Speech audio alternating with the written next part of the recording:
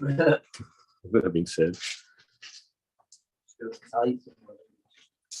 Muhammad wa ala Muhammad salawat Allah Muhammad wa ala Muhammad. Please recite the Surah Fatiha for Marhum Tahir Muhammad, for Marhum Heather Ali Chania, for Marhum Ishtiyaq Bandali, for all the Marhums of the committee members of al-Asr Jamaat, and for Kul Mu'min. Allahumma salli ala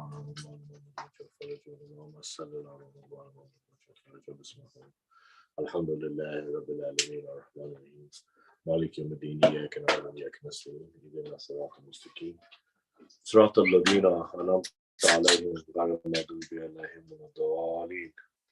Bismillahir Rahmanir Rahim. In the name of Allah, the Beneficent, the Merciful. Alhamdulillah Rabbil Alameen. All praise be to Allah, the Lord of the worlds. Ar-Rahman Ar-Rahim, the Beneficent, the Most Merciful. Malik Yawmiddin, Master of the Day of Judgment. Iyyaka na'budu wa iyyaka nasta'in. Thee do we serve, and to Thee do we beseech for help. Ihdina as-siratal mustaqim. Keep us on the right path. Siratal ladina an'amta 'alayhim ghayril maghdubi 'alayhim waladdallin. The path upon those who Thou hast bestowed favors, not the path upon Thy with You brought down wrath, or nor those who have gone astray. Bismillahir Rahmanir Rahim. Qul huwallahu ahad. Say Allah is one. Allah is Samad. Allah is He on whom all things depend. He begets not, nor is He begun. Lam yalid wa lam yulad. Wa lam yakul lahu kufuwan ahad. And there is none like Him. Bismillahir Rahmanir Rahim. Qul huwallahu ahad. Allah is Samad. Lam yalid wa lam yakul lahu kufuwan ahad. Bismillahir Rahmanir Rahim. Qul huwallahu ahad. Allah is Samad. Lam yalid wa lam yulad. Muhammad, with your fortune. Want to offer condolences to Bibi Fatima Zahra, the Lady of Light. Allah, and to our living Imam Mehdi Saad Zaman al-Islam. Allah, Muhammad, with your fortune to community members on the death of our third Imam Hussein al-Islam and his family.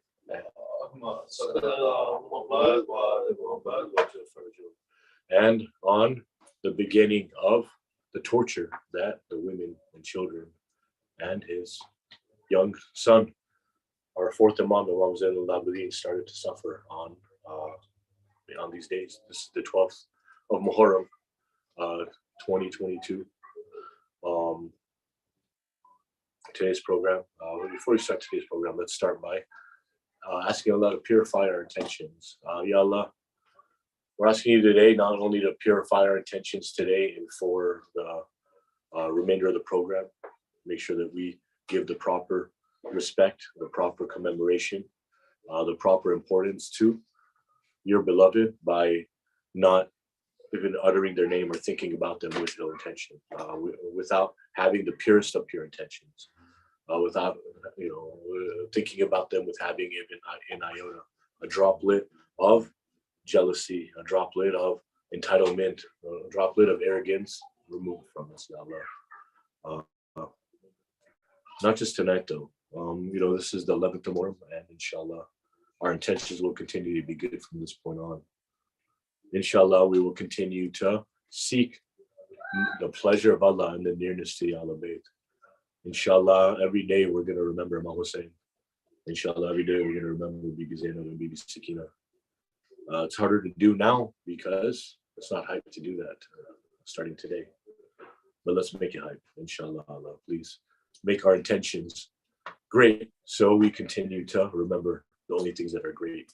And those are the sacrifices for You. What greater sacrifices for Allah do we see other than the sacrifice of Imam Hussein on the day of Ashura? Bar Muhammad wa ala Muhammad sallallahu alaihi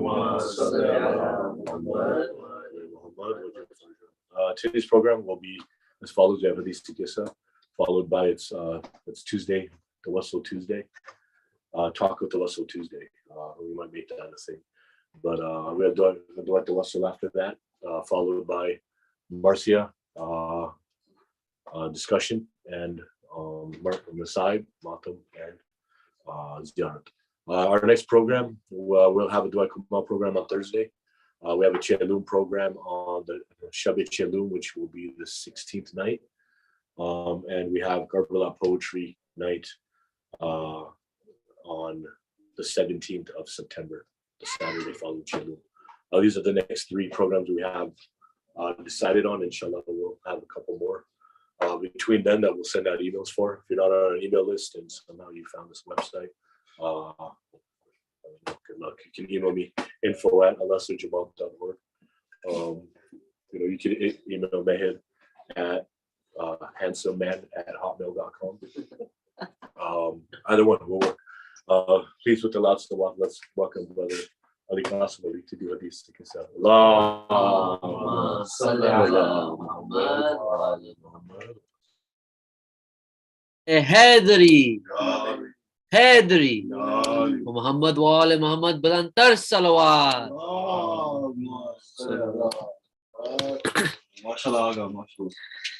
Bismillahirrahmanirrahim. An Jabir ibn Abdullah al-Ansari an Fatimata Zahrai alayhi salam wa binti Rasulillah sallallahu alayhi wa alayhi wa salama qalat samitu Fatimata annaha qalat dakala علي أبي رسول الله في بعض الأيام فقال السلام عليك يا فاطمة فقلت عليك السلام قال إني أجد في بداني زوفا فقلت له أعيذك بالله يا أبا تاه من الزوف فقال يا فاطمة ائتيني بالكساء اليماني فغطيني به فأتيته به وصرت أن أنظر إليه وإذا وجهه يتلألأ لو كأنه البدر في ليلة تمامه وكمله صلوات اللهم صل على آل محمد وجه. فما كانت إلا ساعة وإذا بولدي الحسن قد أقبل وقال السلام عليك أمه فقلت وعليك السلام يا قرة عيني وسمرات فؤادي فقال يا أمه إني أسهم عندك رائحة طيبة كأنها رائحة جد رسول الله فقلت نعم إن جدك تحت الكساء فأقبل الحسن نوى الكساء وقال السلام عليك يا جداه رسول الله أتأذن أن أدخل معك تحت الكساء فقال وعليك السلام يا ولدي ويا صهيب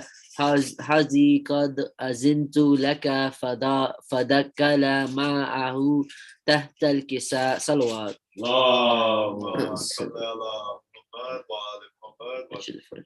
فما كانت إلا ساعة وإذا بولدي الحسين قد أقبل وقال السلام عليك يا أماه فقلت وعليك السلام يا ولدي ويا قرة عيني وسمرات فعودي فقال لي يا أماه إني أسهم عندك رائحة طيبة كأنها رأيت جدي رسول الله فقلت نعم إن جدك وأكك أتحت الكساء فظن الحسين نوى الكساء وقال السلام عليك يا جده السلام عليك يا ما نكتر له استأذنوا لي أن أدخل معكما تحت الكساء فقال وعليك السلام يا ولدي ويا شفيع أمتي قد أذنت لك فدخل معهما تحت الكساء صلوات اللهم صل على محمد وآل محمد وجه الفجر فأقبل عند ذلك أبو الحسن علي بن أبي طالب وقال السلام عليك يا بنت رسول الله فقلت وعليك السلام يا أبا الحسن ويا أمير المؤمنين فقال يا فاطمة إني أسهم عندك رائحة طيبة أنها رائحة أخي وابن أمي رسول الله فقلت نعم هو ما ولديك تحت الكساء فأقبل علي نوى الكساء وقال السلام عليك يا رسول الله أتأذنوا لي أن أكون معكم تحت الكساء فقال وعليك السلام يا أخي ويا وسيي وكلفتي وصهيب لوائي قد أذنت لك فدكل علي تحت الكساء صلوات اللهم صل على محمد وآل محمد. ثم أتيت نوى الكساء وقلت السلام عليك يا أبتاه يا رسول الله أتأذن لي أن أكون معكم تحت الكساء وقال وعليك السلام يا بنتي ويا بزعتي قد أذنت لك فدخلت تحت الكساء صلوات اللهم صل على محمد وعلى محمد وجل فرد بعد ديگر صلوات اللهم صل على محمد وعلى محمد فلما اكتملنا جميعا تحت الكساء أخذ أبي رسول الله بطرفي الكساء وأما بيده اليمنى إلى السماء وقال اللهم إن هؤلاء أهل بيت وقصتي وهامتي لمهم لمي ودمهم دمي يلمني ما لمهم ويزونني ما يزونهم أن هرب لمن هربهم وسلما لمن سلامهم وعدوا لمن عاداهم ومحب لمن أحبهم إنهم مني وأنا منهم فاجعل صلواتك وبركاتك ورحمتك وغفرانك ورزوانك علي وعليهم وأزيب عنهم الرزق وطاهرا تطهيرا فقال اللهم صل على محمد وعلى محمد وأجل فرجه فقال الله عز وجل يا ملائكتي ويا سخان سماوات إني ما خلقت سماء مبنية ولا أرضا مادية والله قمرا منيرا ولا شمسا مذيعة ولا فلكا يدور ولا بحرين يجري ولا فلكا يسري إلى في مهبات هؤلاء الخمسة الذين هم تحت الكساء فقال الأمين جبرائيل يا رب ومن تحت الكساء فقال عز وجل هم أهل بيت النبوة ومعدن الرسالة هم فاطمة وأبوها وبلوها وبنوها صلوات اللهم صل على محمد وعلى محمد وأجل فرج فقال جبرائيل يا ربي أتزانوا ليان أهبط إلى الأرض لأكن معهم سادسا فقال الله نعم قد أذنت لك فهبت الأمين جبرائيل وقال السلام عليك يا رسول الله أعلى أعلى يقرئك السماوات يخصك بالتحيات والإكرام ويقول لك وإزاتي وجلالي إني ما خلقت سماء مبنية ولا أرضا مهدية ولا قمرا منيرا ولا شمسا مضيئة ولا فلكا يدور ولا بحرا يجري ولا فلكا يسري إلى أجلكم ومهابتم وقد أذن لي أن أدخل معكم فهل تأذنوا لي يا رسول الله فقال رسول الله وعليك السلام يا أمينة وهي الله إنه نعم قد أذنت لك فذلك جبرائيل ما أن تحت الكساء صلوات اللهم صل على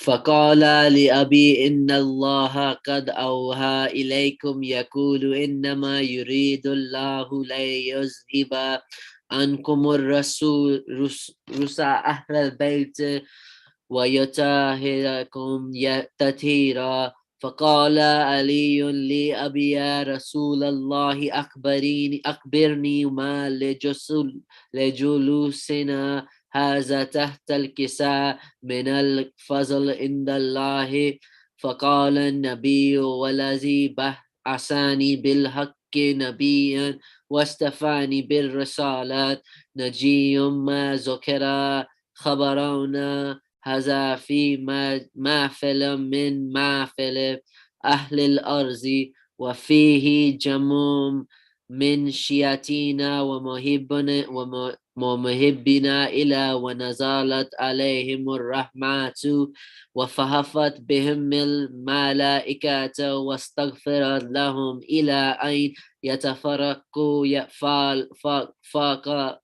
فقال علي عليه السلام إذن والله فزنا وفزا شيعتنا ورب الكعبات فقال النبي ثانيا يا علي والذي بعثني بالحق نبيا واستفاني بالرسالات نجي ما ذكر كبرونا هذا في محافل من محافل أهل الأرض وفيه جم من شيعتنا ومحبنا وفيهم معهم إلى وفرج له همه ولا مغموم إلى وكشف الله غمه ولا تليب حاجة إلى وقاضى الله حاجته فقال علي عليه السلام إذا والله فزنا وسعدنا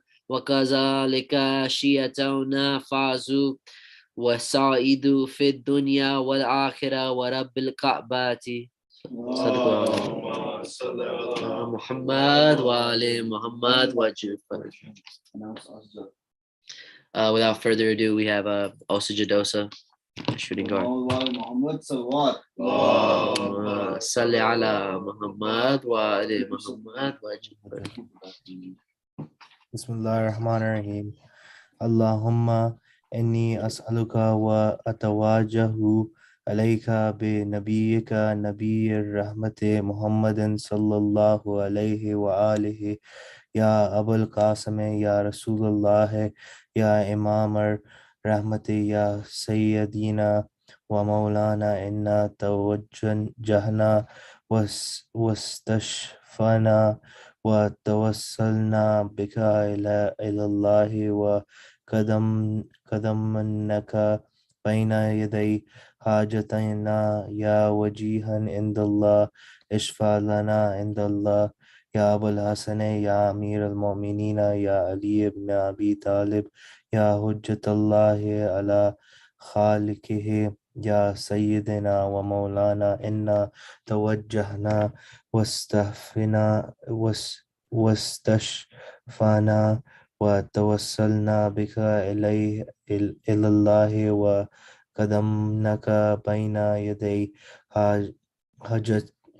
حاجاتنا يا وجيها عند الله يشفى لنا عند الله يا فاطمة الزهراء يا بنت محمد يا قرة عين رسول الله يا سيدتنا ومولانتنا إنا توجهنا واستشفنا وتوسلنا بك إلى الله وقدمناك بين يدي حاجتنا يا وجاهة عند الله اشفى لنا عند الله يا أبا محمد يا حسن ابن علي أيها المجتبى يا ابن رسول الله يا حجة الله على خلقه يا سيدنا ومولانا إنا توجهنا واستشفنا فانا وتوسلنا بك إلى الله وقدمناك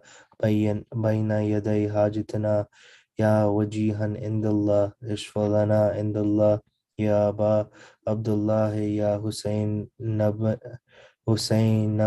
نبن علي أوهش شهيد يا ابن رسول الله يا حجة الله على خلقه يا سيدنا ومولانا إنا توجهنا واستشفعنا وتوسلنا بك لله وقدمناك بين يدي حاجتنا يا وجيها عند الله اشفى لنا عند الله يا أبا الحسن يا علي يا ابن الحسن يا حسين يا زين العابدين يا ابن رسول الله يا حجة الله على خلقي يا سيدنا ومولانا إنا توجهنا واستشفعنا وتوسلنا بك إلى الله وقدمناك بين يدي حاجتنا يا وجيها عند الله اشفى لنا عند الله يا أبا جعفر يا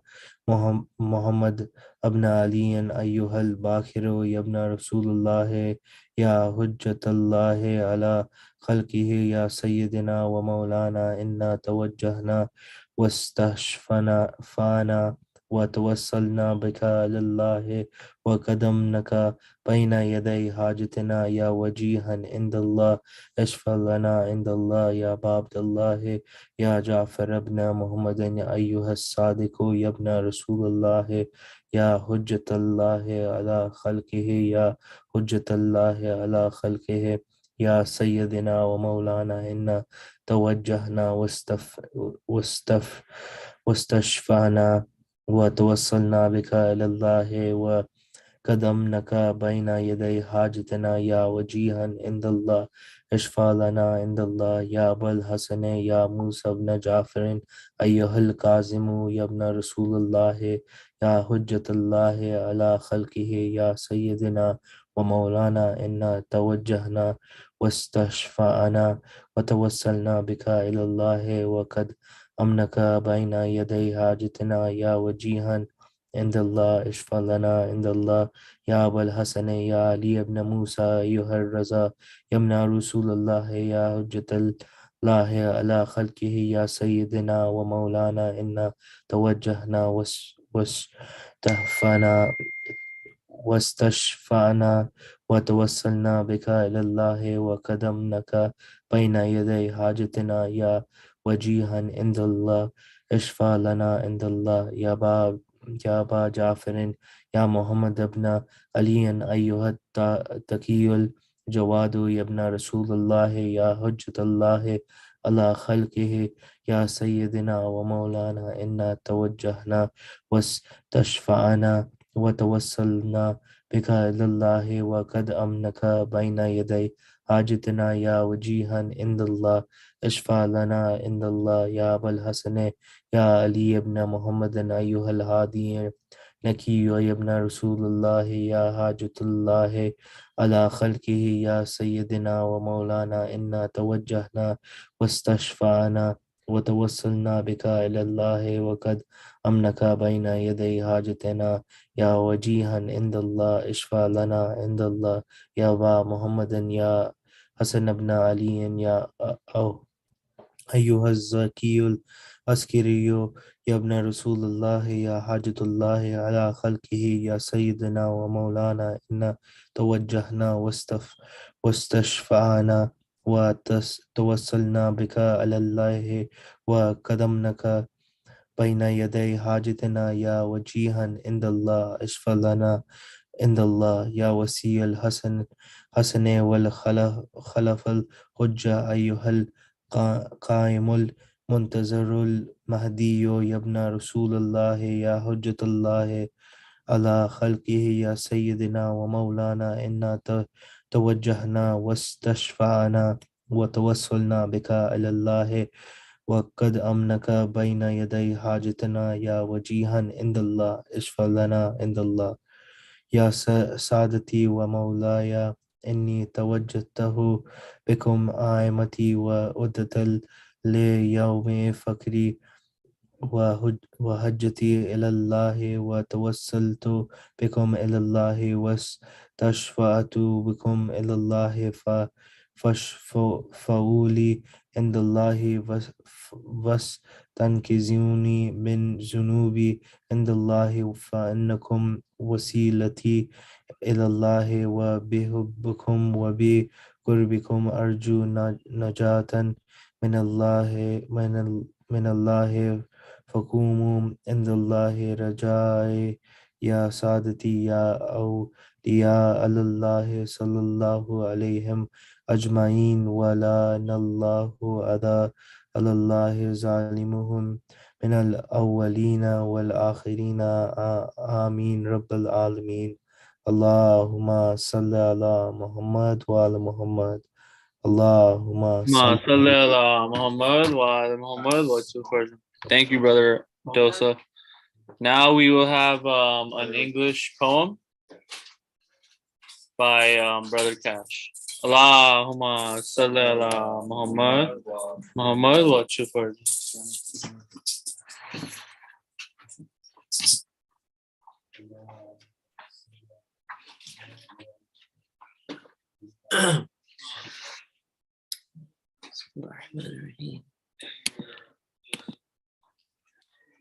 It all started with the death of Imam Hassan. Yazid said he was the one, but the true leader was Hazrat Ali's son. How could the son of Bani Hashim accept the rule of a tyrant and pay allegiance to him? Yazid demanded allegiance of our Imam or wanted him to die. Marwan, he pretended to be ally. He told Imam Hussein to accept the corrupt government or be dead. Imam looked at Marwan and this is what he said. I would not accept Yazid. I would rather be dead. A man like me will never give allegiance to a man like you. I stand for righteousness no matter what you do. The Kufans called the Imam to lead them. So Imam Hussein sent his cousin to ensure they would truly greet him. Muslim is dead. Muslim is dead. Instead of paying allegiance, the Kufans cut off Muslim's head. They didn't even spare his two young sons, the grandsons of Akil. They killed the nephews of whose cradle was rocked by Jibrail. Hussein and his companions never reached Kufa. They were in a foreign land. Imam Hussein got off his horse and took the earth in his hand.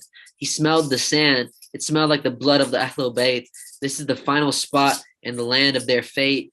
Nainawa, the land of Furat. Oh, Karbala, this is where my grandfather told me about. This is where we would be trapped with no way out except our death, cleansing us of this world. That was our way out. But what about the little girl? She would lose her uncles and her brothers and her father. This was the land of destiny. It had been foretold. He delivered this sermon to the loyal, the pious, the bold. Oh my Lord, you have always been my hope. You have protected me and guided me. There's nothing I ever needed that you haven't provided me. I will be steadfast in my commitment to you. It will be the gates of heaven we will walk through. The following week would never be matched. Tons of thousands of soldiers had been dispatched. They surrounded the camp of the house of the prophet. They cut off the water and didn't even allow a droplet to reach the people of Hussein. Oh, the children. Oh, the suffering. Oh, the pain. I can't even begin to describe the scene to you. Oh, the thirst. Oh, the thirst. How much would these innocent people have to go through? Oh, Ali Akbar, the light of my eye. You look just like my grandfather. How can I watch you die? He resembles the prophet, and he would soon to be dead. Ali Akbar mounted his steed and went to battle, and this is what his father said. This young man who stands in front of you resembles the prophet more than any other, a reminder of the truth. Ali Akbar was wounded with a spear in his side. His father, Imam Hussein, cried, "Oh Allah, you've accepted the sacrifice of my son, a sacrifice that was not given by anyone. Your friend Ibrahim intended to do the same. You replaced the sheep to be sacrificed in his name. Ismail and Ibrahim were blindfolded. His son's hands were even tied. My eyes opened, and my son's arms were free to fight for you until he died. To remove the spear from my young son's side, I will need the strength you gave my father, Ali al-Khaybar," Imam Hussein cried. The tragedy did not stop. Oh Abbas, my loyal, loving brother. They took your arms and shot your eye here on the sands of Karbala, where your body will lie, and Zainab will cry, and Sakina will stay thirsty. You are Babul Hawaj. For your sake, may Allah grant us mercy. After they severed Imam Hussein's head, his son Imam Hus-Sajjad was shackled. The women's necks were tied. They had just been captured and had to watch the devil ride horses over the bodies of the shaheed. For what? For power? For money? For greed? We will never leave the righteous path, no matter what you do to us. The surviving prisoners were taken from Karbala to Kufa to Damascus, at the place of Yazid, a palace of greed. Ali and Zainab's family had been shaheed, but still Allah is all they would ever need. Imam Zain al-Abidin and Bibi Zainab would indeed tell the tyrant the truth, and everyone listening to the advice to heed. Allahumma salli ala Muhammad wa ali Muhammad wa ajibfar. Allahumma salli ala Muhammad wa Muhammad wa ajibfar.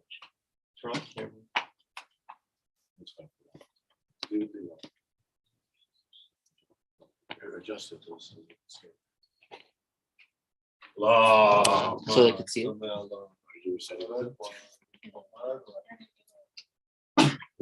Sit in the frame. Sure. Mary Janoto, Wahai Mary, Lavakachala, Sakinato, Mary Janoto, Wahai Mary, Lavakachala, Sakina, never return home. She'll live in our hearts. She will give us hope.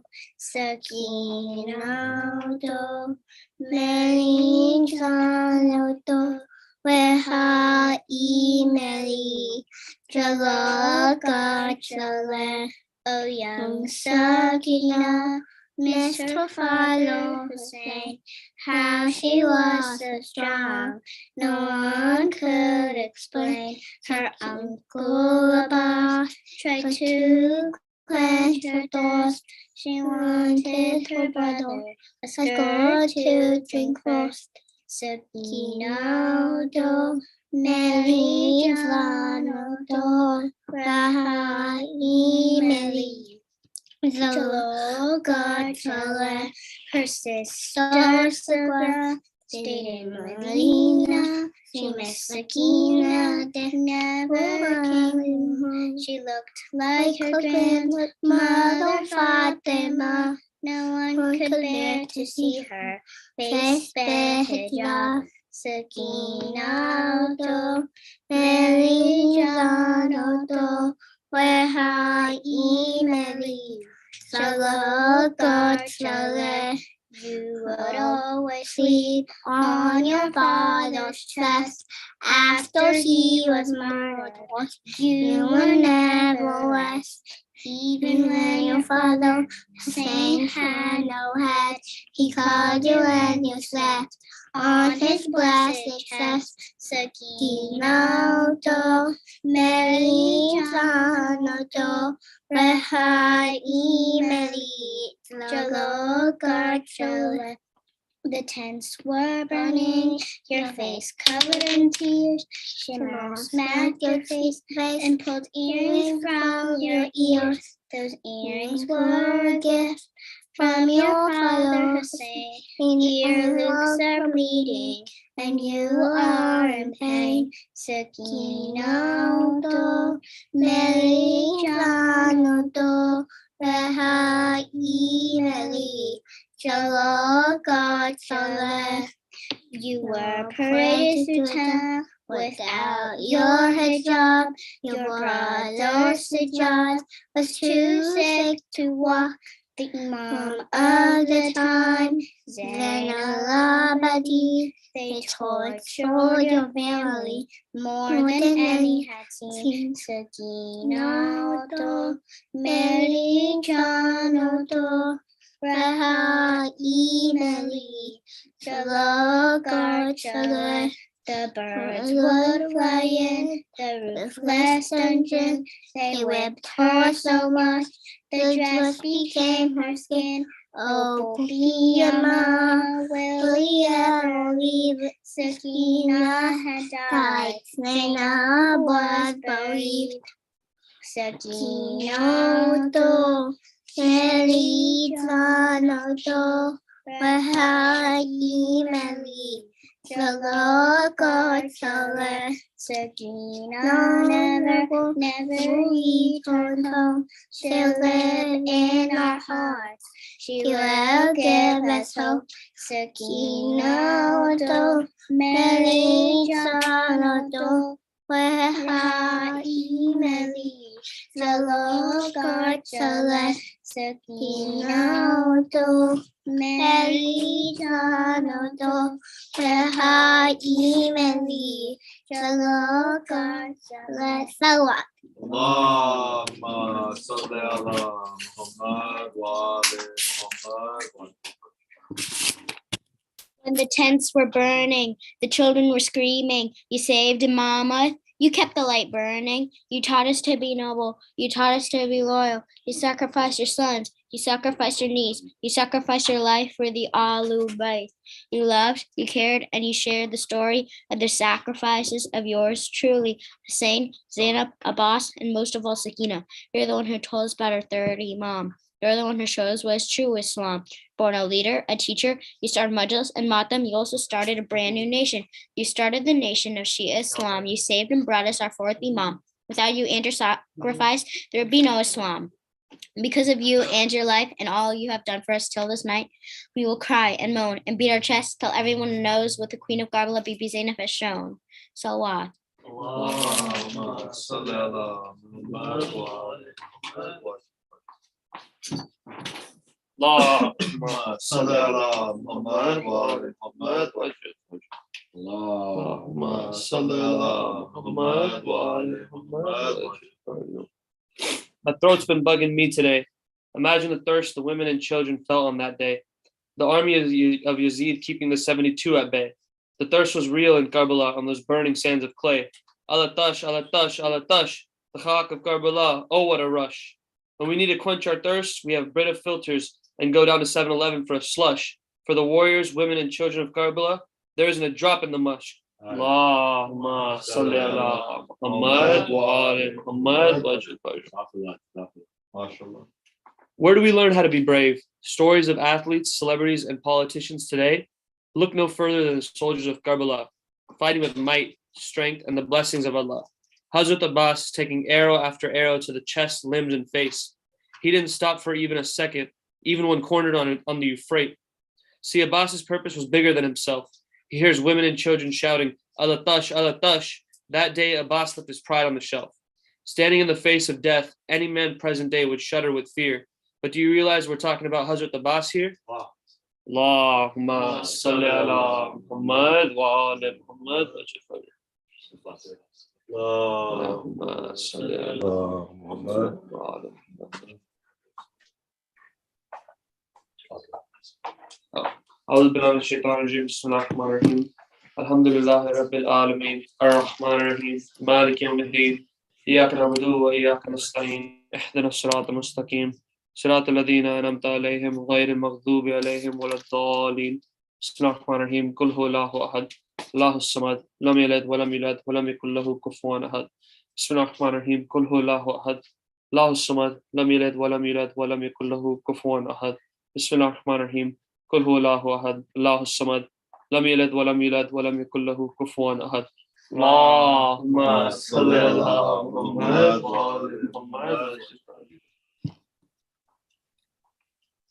أعوذ بالله من الشيطان الرجيم بسم الله الرحمن الرحيم إنا أعطيناك الكوثر فصل لربك وانحر إن شانئك هو الأبتر اللهم صل على محمد وعلى محمد.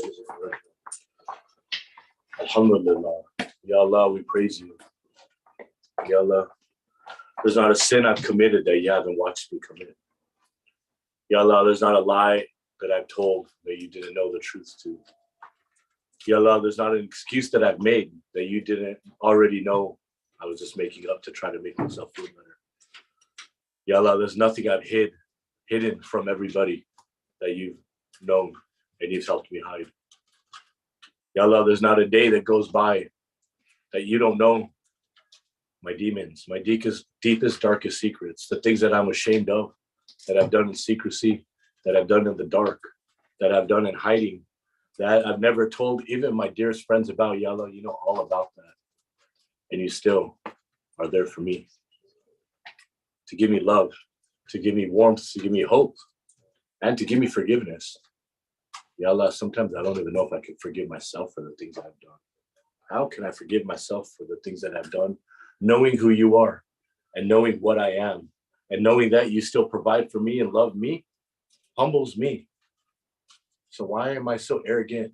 Why do I have the audacity to think that I could live in your dominion, that I could eat your food that you provide me, that I could drink the water that you provide me, I could breathe the air that you provide me, I could enjoy all of the benefits that you provide me and still have the audacity to sin? And how great are you that no matter how many times I do that, Ya Allah, you forgive me over and over and over and over again. And when I'm too arrogant to think about my sins and think about asking for forgiveness, you remind me to ask for forgiveness. And you don't remind me by admonishing me, by taking away your sustenance, by taking away your air, by doing harmful things to me. No, you remind me by asking me to recite my prayers, which helps me. Ya Allah, you thought of everything. You thought of everything. You think of everything. There's nothing that's ever thought that isn't knowledge that you have, even though you are uncreated.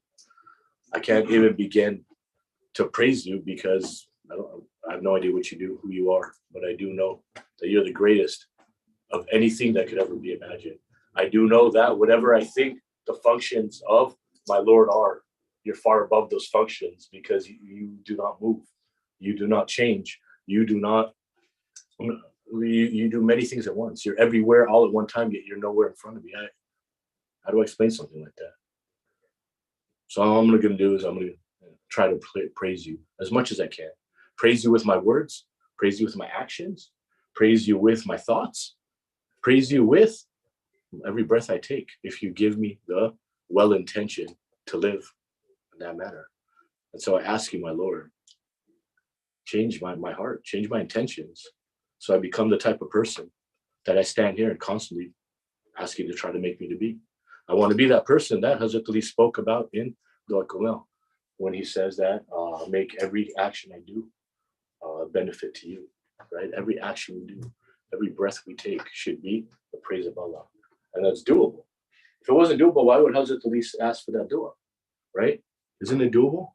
Every breath you take is sawab, a blessing for Allah. How do you do that? How do you make every breath you take a praise of Allah? How do you do that, Sam? By constantly reflecting and remembering. Constantly reflecting and remembering it. Every breath you take should thank Allah. right? Don't we sit there thinking about sports and news in our heads? Don't we sit there crunching numbers about our bank accounts in our head? Don't we walk around remembering assignments we have to do in our head? Don't we walk around having conversations with people who aren't here in our head in case we run into them? We want to know what we're going to say. Don't we do that all the time? So why is it so hard for us to have a conversation with Allah in our head when we already knows our thoughts? See, I have a conversation with Wasi in his head, telling him how much I missed him and it's nice to see him. And oh, if I see him, here's what I'm going to tell him, right? If I don't see you, you have no idea. And if I see you and you, we don't speak, or I forget, you have no idea. But as soon as I start having this conversation with Allah in my head, conversation's happening. As soon as I thank Allah, as soon as I think about thanking Allah before the thought of it gets in my head, as soon as I think about thanking Him, Allah's already accepted the things. You see, this is the same with the Imam. This is the same with the Imam, right? Develop a relationship with your Imam, right? Develop a relationship with your Imam, right? You know, I'm gonna miss all of you. You know, it's gonna be a year till I see you again, maybe in Ramzan, right? I'm not talking about you guys, right? I see ISBL, I'll see you guys. And we hang out, talking about the guests that come here. Maybe Fatima Zahra, right? Hazrat Ali, right? You know, they're not going to come for a year. Why? Because it's 11th Muharram. We probably aren't going to think of Imam Hussein for the rest of the year, right? We cried for him, right? We did that good deeds for him, right? And so now we're these special beings that, you know, put him on the bookshelf for 1 year, right here, third Imam, right? And next year we'll, inshallah, see you again if we make it that long. And if we don't, then how lucky are we? Baby Fatima Zahra took our tears. Did you cry? Are you lucky enough to cry this year? Cried this year? Inshallah, tonight's the night. You know what I'm saying? Whoever, every tear for Imam Hussein is accepted, right? Every tear for Imam Hussein is accepted and saved by Bibi Fatima Zahra. Think about that, right? Think about that. Who saves it? Bibi Fatima Zahra, right? If I give it to Ali Sagarwala to save, right? Day of judgment comes, right? In this world, he might give it back to me, but on the day of judgment, he ain't gonna give it back to us. You know, these are my tears, bro. You know what I'm saying, right? Seriously, right? How many times have you gave me a list of some very important information? I put it over here the other day. You asked me for it yesterday. Where was it? What did I tell you? So I don't know where it is. Very important information you gave me, right? Right? I told you I don't know where it is. My important information, and I lost it, right? So instead of being Fatima Zahra saying, hey, you hold on to your tears till the day of judgment, just I'll hold on to them. And I'll come give it to you when you need it, right? How lucky are we? So bye-bye for 1 year, right? Right? Bye-bye for a year, dude. Why are we going to sit there and do anything after today? Why do it? Right? Why? Seriously, why? Right? You see what I'm getting at? This is who we are. Let's not make a mistake on what's going on here. This is who we are. This is our nature, right? This is what we think. Oh, I got a test tomorrow. Oh, I got to catch up on work. I took Monday off, right? So now I need to spend all week checking my emails and then catch up on work, right? Isn't that what we do, right? Majlis starts coming on there's a majlis in a couple of weeks, right? Hey, it's football preseason, right? So now I can't start going to majlis anymore, right? Right? You know, why go to majlis after, right? Bibi Fatima Zahra has our tears, right? She's holding on to them till the day of judgment, right? Our sins got forgiven, right? Our sins got forgiven. Yesterday was Ashura. We prayed for forgiveness. Our sins got forgiven, right? So it's bye-bye for 1 year, right? And Ramadan, maybe we'll fast. Inshallah, we'll fast. Inshallah, we all fast, right? But we did our deeds, right? 11 days. This is 10 days. We're here on the 11th day, dude.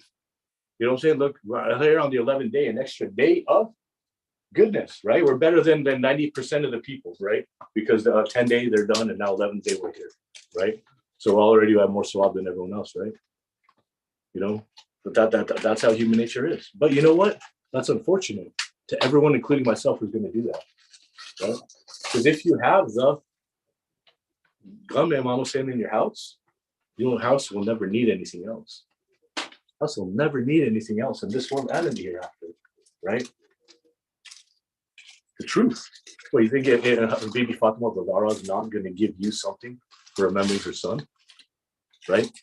Allah gives us something for just thinking about thanking Him, right? Just thinking about thanking Him, right? Allah will reward us.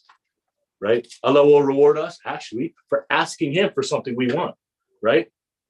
You see what I'm saying? If I ask, Allah to hook me up with, Soak City passes or something, right? The fact that I'm asking Allah for it, I'm going to get sawab. But I want Soak City passes, so I'm asking Allah because He's going to hook it up.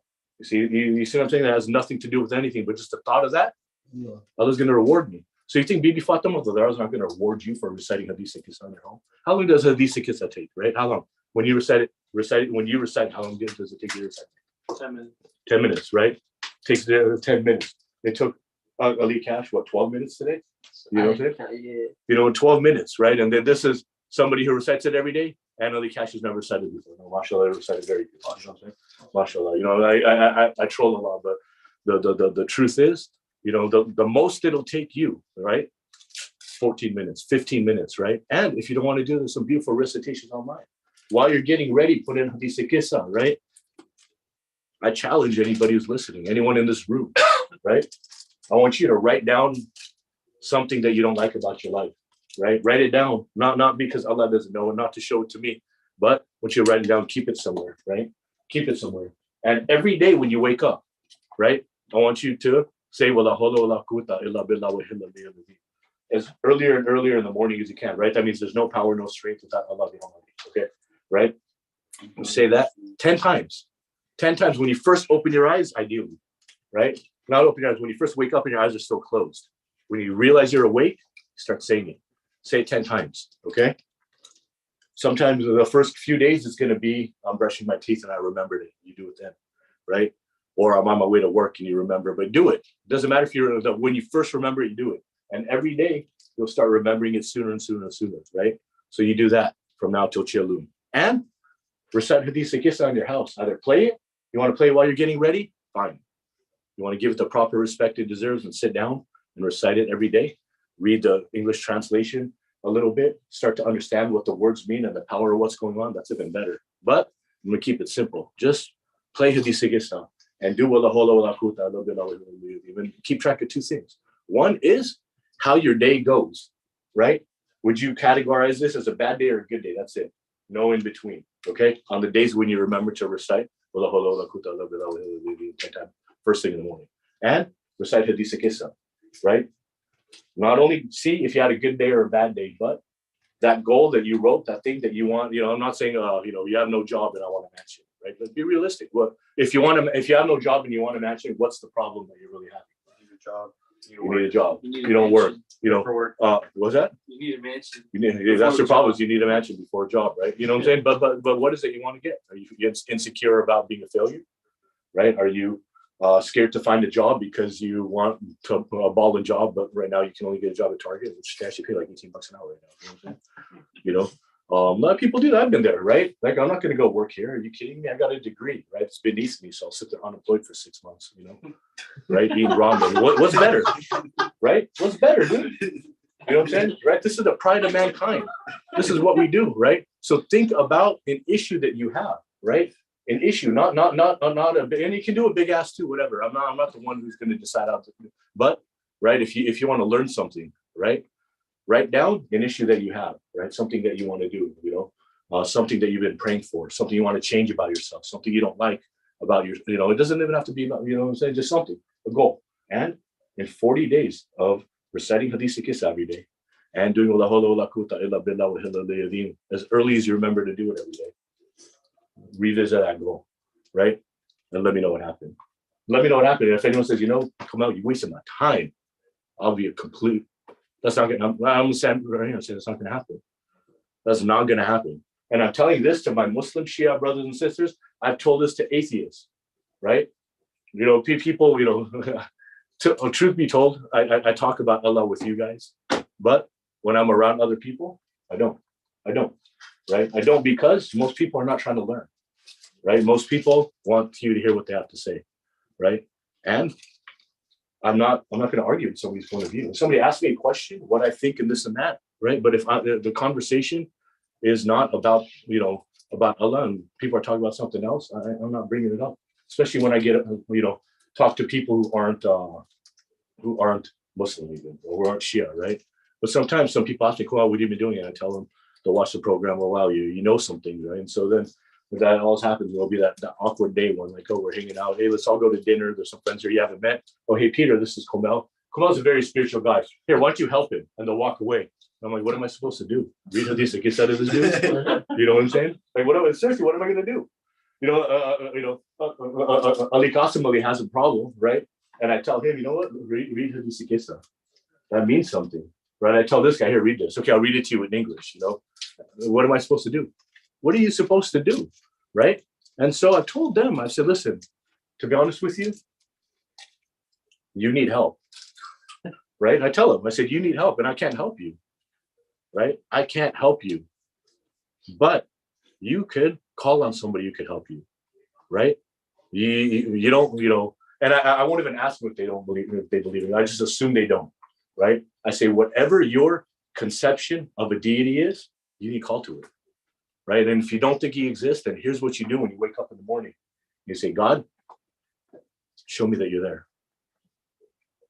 And I tell them, I say, tell you has to do it for 40 days. I tell them, do it for 21 days. I said, when I see you in 21 days, come and tell me that I'm blown steam. Is that what the, that I lied, that I'm blowing smoke, right? Capping, that I'm capping. Come and tell me I waste your time. I'm capping. You don't know what you're talking about. Do that for 21 days. And not one time does somebody come up, right? They come and they say, you know what you said really helped me. A lot of times they won't even get into anything more than that. But not one time does somebody say, oh, you don't know what you're talking about, right? So I'm telling you, for 40 days, do this. For 40 days, do this, right? We should crave learning about who we are. Who are we? What's the number one thing that you are, Javi? What's the most important thing that you are? Muslim. You really believe that? I try to. You try to believe that. See, thank you, right? You try to believe that. You want to believe that, right? You want that to be true? Yeah. So what do you think is going to help you say that without a shadow of a doubt, the most important thing I am is a Muslim? Namaz. One thing. Yeah. Namaz is one thing, right? Namaz is one thing. When you pray namaz, understand what you're saying. What else? Akhlaq, habits. Habits. What else? What else is going to make you being Muslim being the most important thing that you are? Right? When you incorporate Islam into everything, right? When you incorporate Islam into everything you do, everything you do requires you to think about Islam. And when the things that start going, when your life starts becoming where you think Islam, when you make your decisions, even when you're playing basketball, I'll tell you guys something, dude. I'll tell every one of you guys something. Maybe about a year ago, Ali texted me. He was like, hey, you want to start playing basketball with us, right? And I was shocked. I was like, well, really? Play with these guys. You know what I'm saying? And I remember thinking, I said, you know what? If I play well, if I don't go there and embarrass myself, they might respect me a little bit. And if they ask me how I played so well, I'm going to tell them it's because I prayed to Allah that I did that. Isn't that what happened the first time? I remember, Hadi, you might not remember this, but I made all my shots that day. I remember that day. Yeah, you came up and you made all your shots today. And you asked me what I did, and I said, I prayed all week. I said that to him, right? And he thought I was kidding. And now when people come and they ask me, right, how is it that you're, twice these dudes' age and you're playing basketball with them, right? I tell them, I say, why? I say, you know what? Because I ask Allah to give me the ability to play with them. But I don't say, when I go sometimes and the trash talking's been going on all week. Because I won't shut up. So someone new who's going to play this week, and so they think they want to start trash talking. They don't know how the game, how we've been playing. You know what I'm saying? And so I want to go and I want to show them something. I'll go and I'll lay it down. I'll hurt my knee. You know what I'm saying? Miss my layups, this and that. But when I'm driving, I think about the brotherhood. And I think about how I remember that time when one of the guys came up and said, I still don't get how you do that. And I tell him, you know what? Basketball is important to me. And I tell Allah that. And sometimes when I don't have time to practice, I have time to pray still, right? And that's when Islam starts to become the most important thing to you, right? That's when. Why wouldn't you pray to Allah that you have a good game, right? Well, the days when I'm so tuned in, after I hit a shot, my head will recite salat. Those are the days when I'm in the zone. Dead ass. You know what I mean? Sorry, I shouldn't have said that. You know what I mean? Whatever. Muhammad Salawat. It's very, very disrespectful for me to talk like that. I'll be honest, right? When I was a kid, I remember a friend named Tamer, right? We were in kindergarten. we had a discussion on how we thought it was cool to cuss. We're in kindergarten. So in first grade, we started cussing, not in front of parents and this and that, but we also had different language when we went to school, right? And now I'm a grown man, and it's a habit, right? And when I find myself speaking in a manner I shouldn't speak, especially when I'm talking about something important, I get disappointed because I have a better vocabulary than that. I shouldn't be using words from the gutter. Your father, how he came to me one day, right? I was young, I was me, Asi was me. And he must have heard me talk to my friends, and he pulled me aside. And he said, a Muslim's words should be flowers coming out of their mouth, right? And I remember I was so upset he said that to me, but I never forgot he said that. When you die, every swear word you say, there's a scorpion that Allah creates to bite you, right? That's what's going to happen to me when I die. And I tell Asia, right? I try not to hide even from you guys, from my kids. I say, look, make better decisions. When you're younger and you make good decisions, you have good habits when you grow up, right? When you're younger, you make bad decisions. You have bad habits when you grow up. Simple as that. If you want to not have bad habits, don't do bad. Don't get in the habit of making bad things now. Right now, don't pick up any. Whatever bad habits you have, if you can't, try to break them, but don't pick up new ones. I spent most of my life picking up bad habits. And I'm not proud of it, right? But I do know that when I do something good, when you're hanging out with your friends and it's the night's over, and you're on your way home, no matter how great a night you had, you're looking for something else unless you spent that night in Ibadah. When I leave the masjid, when you guys leave here, I'm not like, oh, everyone's gone. Now what could I do? Let me start texting, right? I just feel so good that we all hung out and we all prayed, right? And I feel complete. I can go sleep properly, right? But if I spend the night, just out, with my friends doing something, going to the beach, going to the pool hall, a number of things, in Orange County you could do, right? It can keep you up all night. You go and do that, you can have a pretty fun night, but you're never going to feel the kind of satisfaction from your night that you felt last night when you did Sham Riva, that you felt on Friday night, that you felt on Wednesday night, Thursday night when you did Dua Kumel. That feeling, you only get that feeling when you do something good and when you do the best things. And so that's why we shouldn't abandon doing these things, right? Doing these things. We shouldn't abandon it. I really hope that this is not something, me personally, in my household. I really hope that either me or someone in my house, if my household members are listening, remind me every day to do Ghamim Mamasin. Do Ghamim Mamasin every day, right? Each and every one of you, I see you guys still live at home too, the ones that I see here, right? Let me answer one thing. If your parents see you doing Ghamim Mamasin every day, how would that change your life? Right? If you do it in private, right? And they see you one day doing that, they say, what are you doing? And you say, I do a little bit of Ghamim Mamasin every day. How would that change your life? Change it, wouldn't it? You see what I'm saying? It takes 5 minutes. It takes 5 minutes. That's it. You know what I'm saying? Let's go to that first quote. I think that first quote is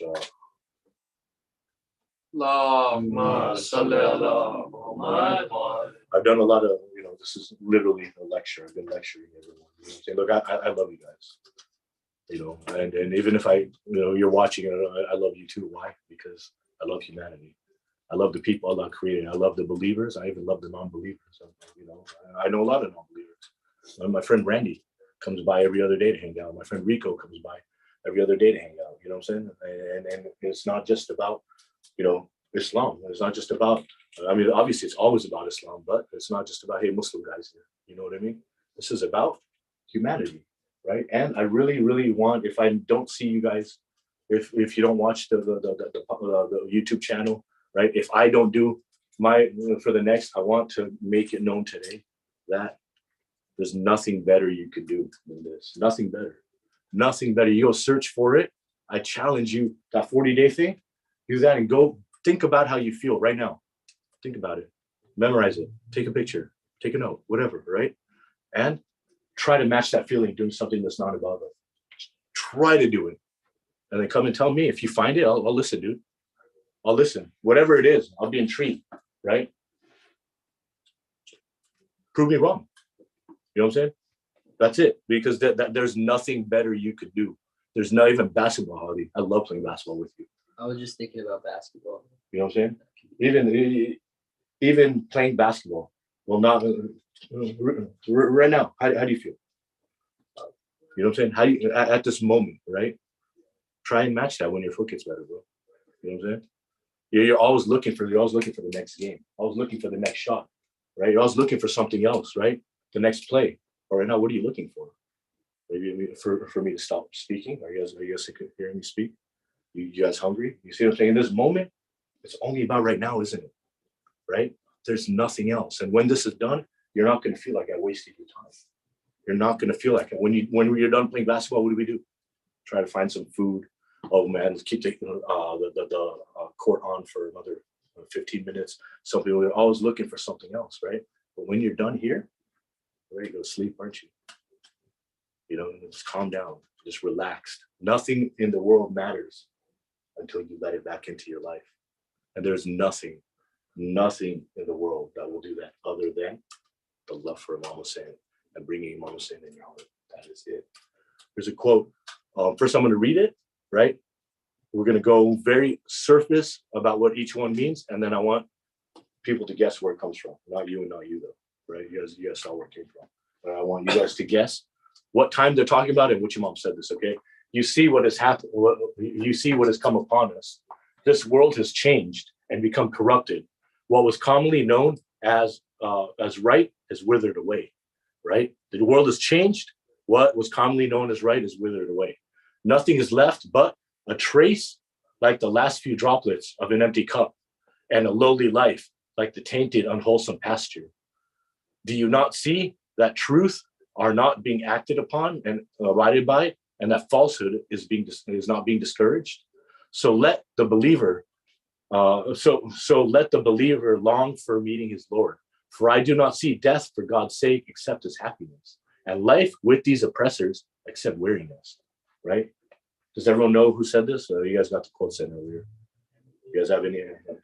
What time frame? What time period is this quote talking about? The world has changed and become corrupted. What was commonly known as right has withered away. What time period? I think it can be applied to us right now, but if you're asking me what time period this quote was said, probably I would guess Imam Hussein's. Yeah, absolutely right. Imam Hussein said this, right? And it can be applied to our time period. How scary is that? What was happening when Imam Hussein said this? He said this is one of his last few sermons in Karbala, right? You see what has come upon us. Here, tell me about this first verse, man. His people were going against him. Yeah. What's the world has changed and become corrupted? What does that mean? World has changed and become corrupted. Was it all corrupted? The Muslims were doing bad things like drinking and stuff like that. Yeah. Well, it's changed. So it wasn't always like that, right? Yeah. Right? How quickly did things change? The fact they were calling themselves Muslims. Right. When they were not doing Muslim-like activities at all. Yeah. Now, let me ask you something. First Muharram to now, right? How has your life been? Right? Tomorrow, could you say the world has changed? Right? What was commonly known as right has withered away. You can make the same statement for what you've been doing for the first 10 days and what you're going to do tomorrow. If you change your actions tomorrow, right? Right. You see what I'm saying? Nothing is left but a trace, like the last few droplets of an empty cup, and a lowly life, like a tainted, unwholesome pasture. Elisaro, tell me about that one. Just the next sentence. Nothing is left but a trace, like the last few droplets of an empty cup, and a lowly life, like a tainted, unwholesome pasture. I think it's talking about because it says the world is tainted and there's corruption. So I think the last few drops resemble the goodness in the world. The empty cup is the world. There's only so much finite amount of goodness left in the world. It's slowly being tainted in this pasture. Right. And what happens when there's a cup left with droplets and you leave it out? What happens? It's dried up. Yeah. Right? What's happening to the goodness in this world? Someone. It disappears, evaporates, diminishing. But to go back towards the nothing is left but the last few droplets of an empty cup.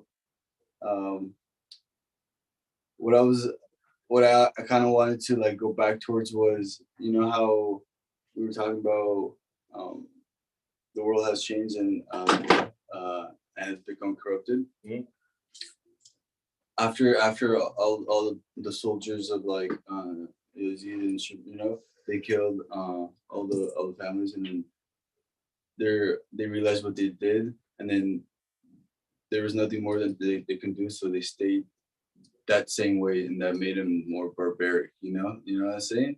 So like, and something, it was like the first sign or first form of like barbarism in a sense. You know, like as humans, after being like civilized, they became back to their own animal nature. Right. They reverted back.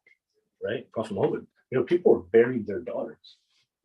Right. Literally, not just figuratively. They would take. Muharram Shaab had a lecture. Right. I remember listening to him, and he was talking about how his father was holding his daughter's hand in the middle of the night, and she's talking to him. Where are we going, Dad? It's late. And he's like, he's walking with her, right?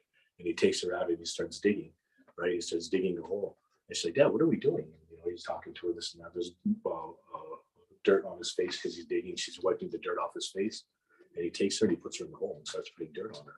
He's like, Dad, what are you doing? You know, and he's buried her, right? So that's one of the saddest stories I heard. Prophet Muhammad came and changed that. Prophet Muhammad came and changed that. Not only did Prophet Muhammad change that, Prophet Muhammad showed us the likes of Bibi Fatima al-Zahra, right? Bibi Khadija, Bibi Zainab. He didn't just say, don't bury your daughters. He showed us why. Look at these women. Look at these women. You want to bury these creatures, right? And he was the one that said, when you win a war, let the other camp bury the dead. Let the other people bury the dead. Right? Bury your dead, let them bury their dead, return the dead to them, right? He said, do not mutilate and trample the bodies. What happened in Karbala? They mutilated, they trampled the bodies. You know, Bibi's on the 11th Muharram, right? The women had to watch Ibn Ziyad, Umar bin Saad. He buried, they rounded up all the bodies, threw the bodies of the marhum on the side, and they started to bury the other bodies and recite the Namaz al-Mayyat in front of Bibi Zainab while she watched the bodies of her loved ones be thrown aside, right?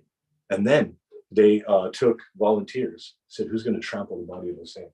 Who knows how many people volunteered to do that? 10 people.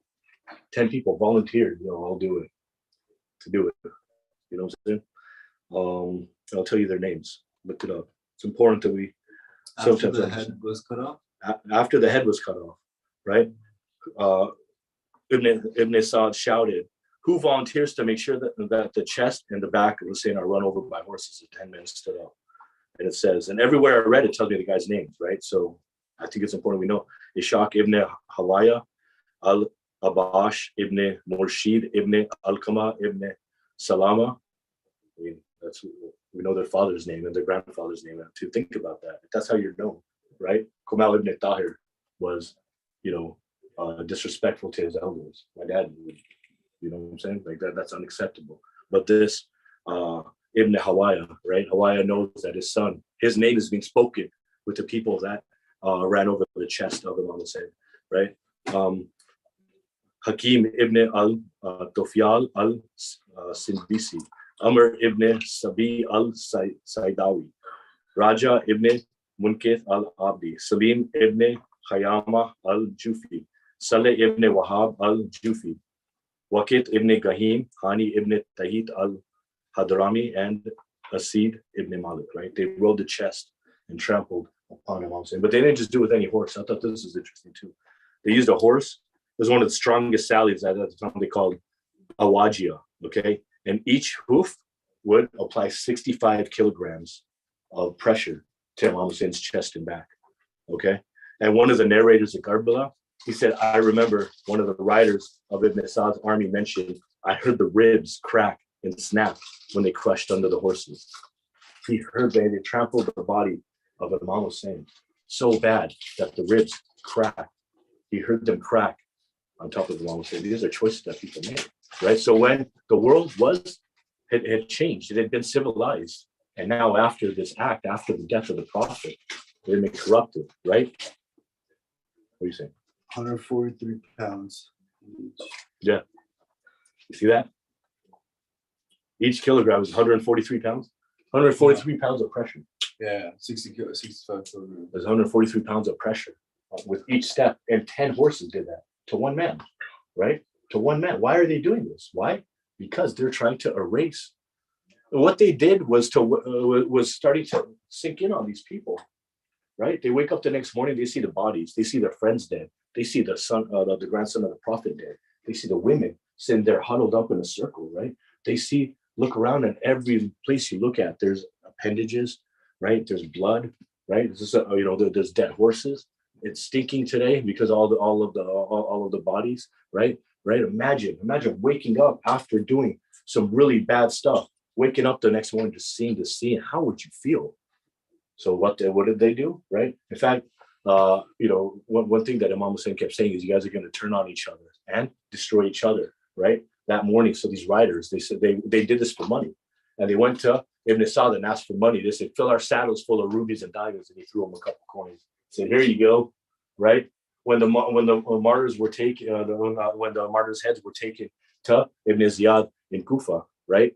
They knocked on the door. They said, we're here with the head of the grandson of the prophet of God, the beloved head that you wanted.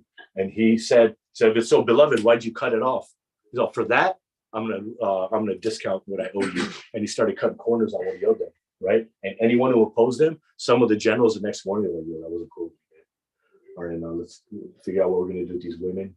Let's try to, we can change and we can do things from here, right? You know what happened to them? They were killed. They were thrown in the bodies. Everyone said no one's going to miss 20 more bodies. So they start to kill the generals. They start to kill the people that were spreading dangerous thoughts throughout the soldiers and saying, hey, let's not do this. Let's not do this, right? They were all killed, right? And now people were promised governorship of this town and a chest of gold, right? Now their promises are not being fulfilled, right? I don't know what you're talking about, right?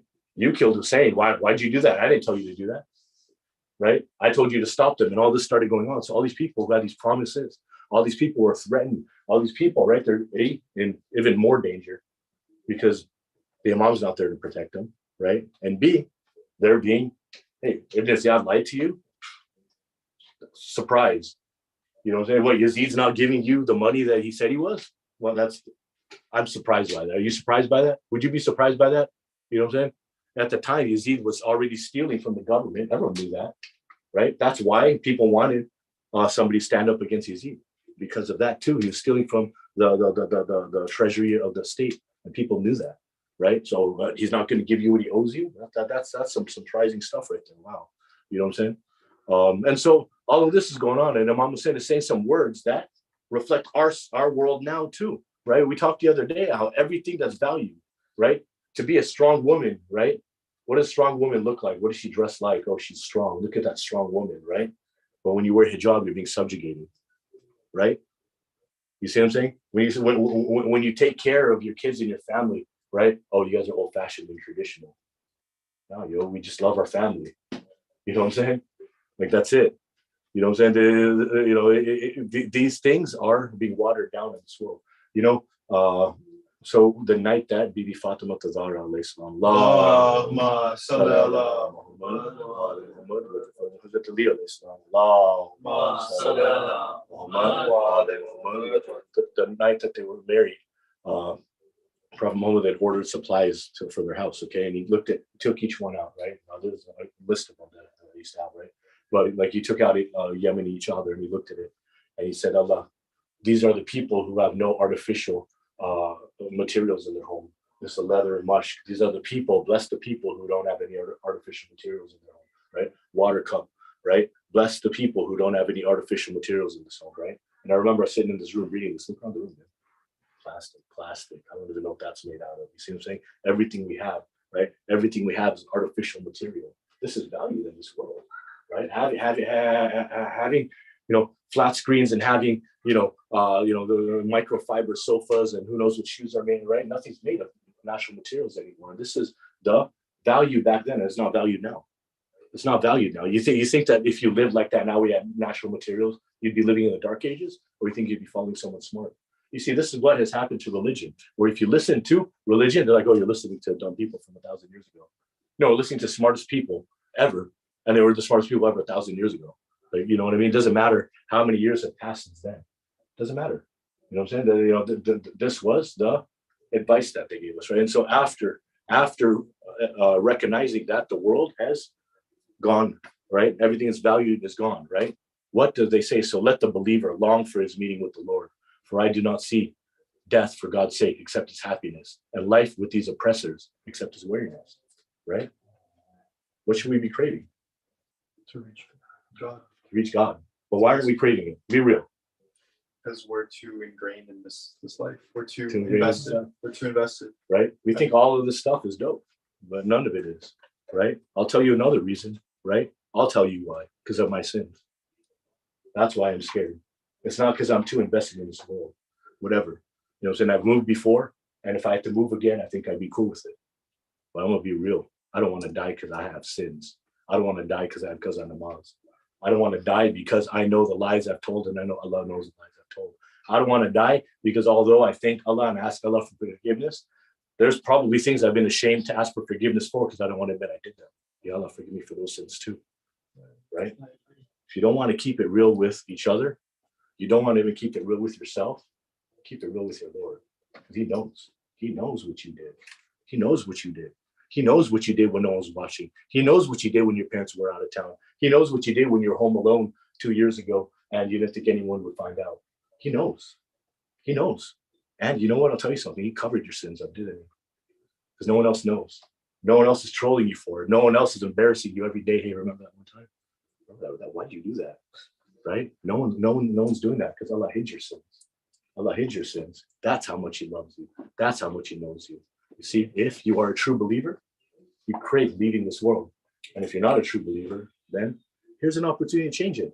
And you know what? We all started doing the right thing.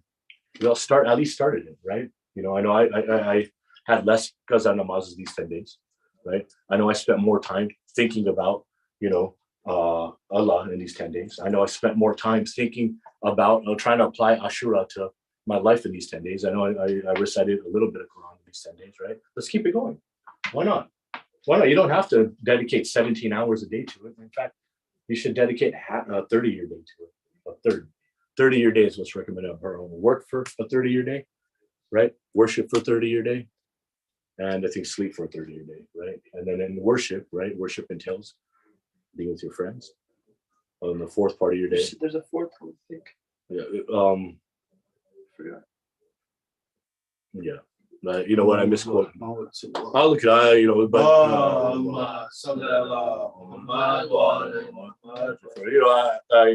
I should know that, right? And inshallah we'll find out. Let's see if we can find it. If not, then but the point is, the Prophet even recommended to us that you don't need to spend every moment in prayer, but you can. Isn't that what Hazrat Ali said in Dawah?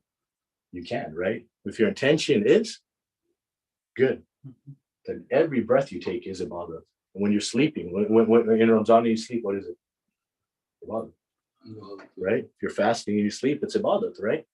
Right? Mm-hmm. So why can't sleep be ibadah? Why can't you sitting here quietly be ibadah, right? Why can't you driving to work be ibadah? If you want to go to work to make money to take care of your family because that's recommended in Islam, you want to make your father and mother happy, and you want to donate, and you want to help the poor. Those are good intentions for having a job, right?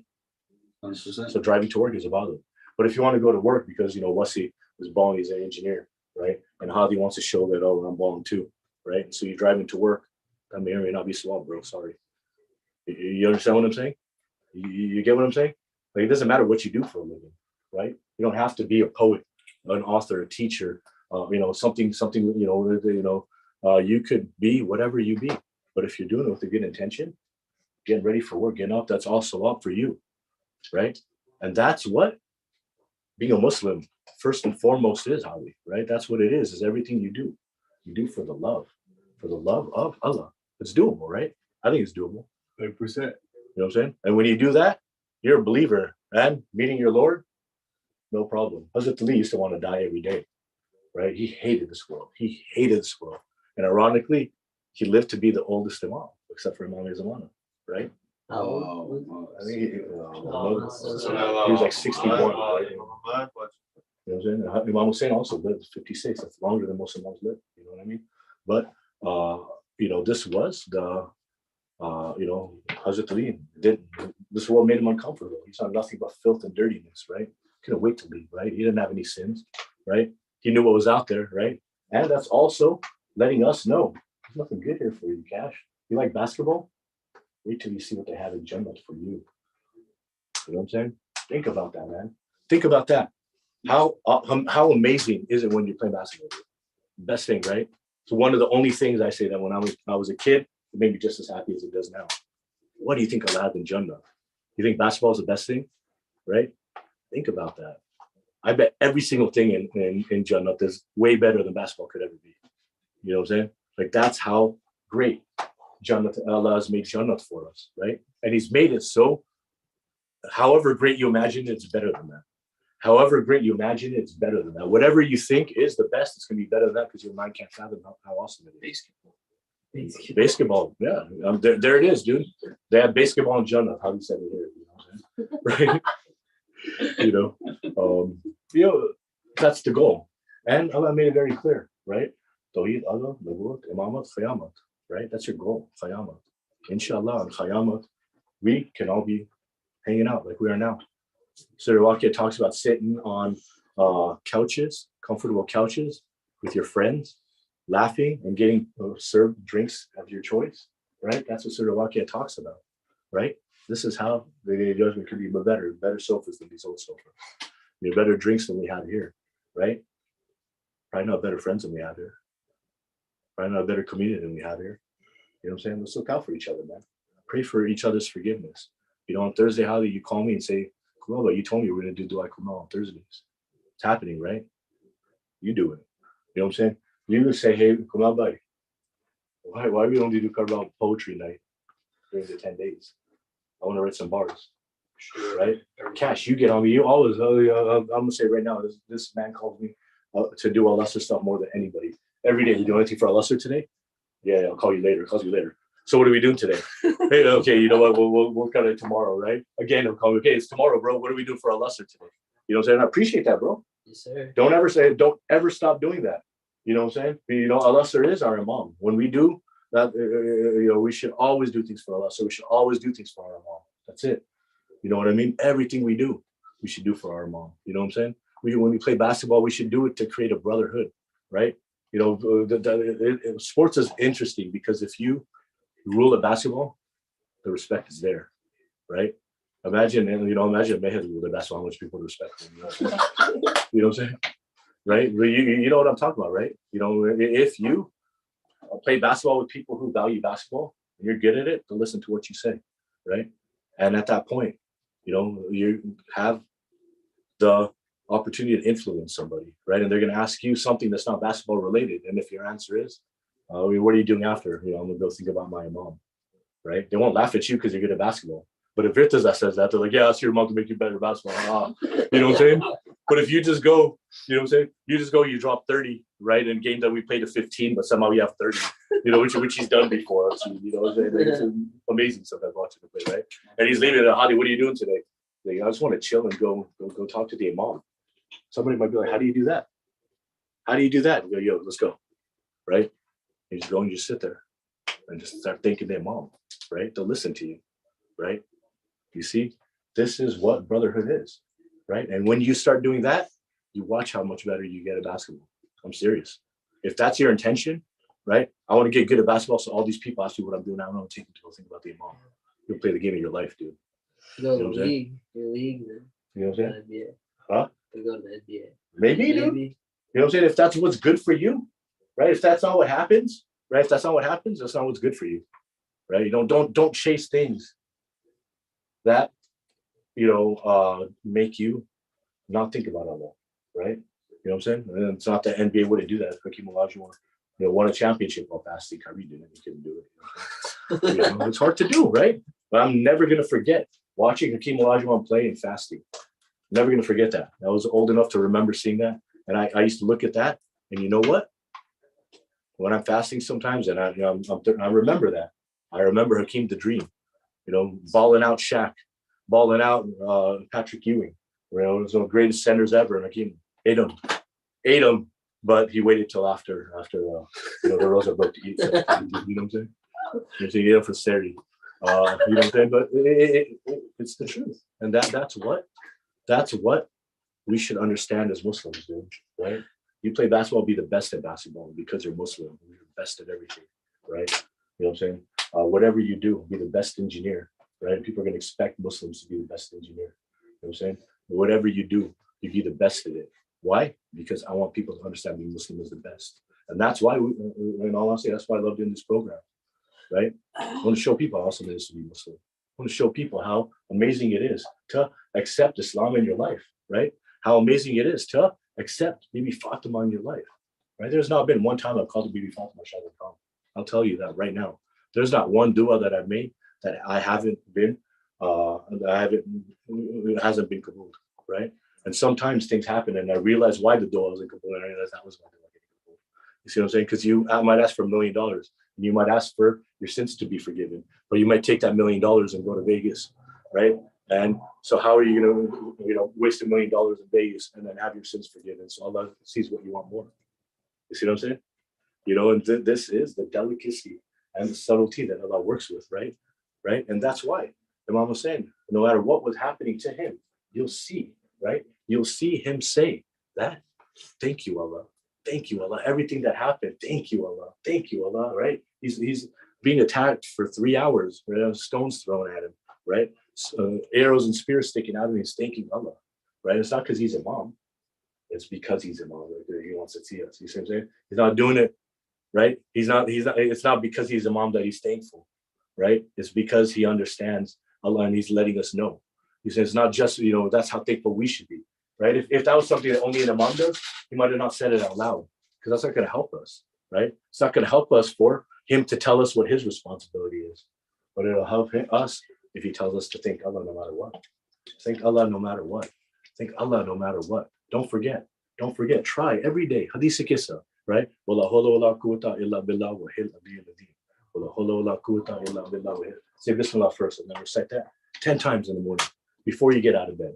Hadith kissa, and watch your world change. These things change your life. These things change your world. Whatever bad habits you have, whatever fears you have, whatever depression you have, whatever stress you have, whatever ailments you have, all of them will disappear. All of them, and you probably won't even realize the subtlety that'll happen with you. You won't even realize it was the result of this. But doing that for 40 days will change your life, will change your world. And we should do it. We should do it. You know what I'm saying? It's very important for us to understand what happened and what goes on in these days. Did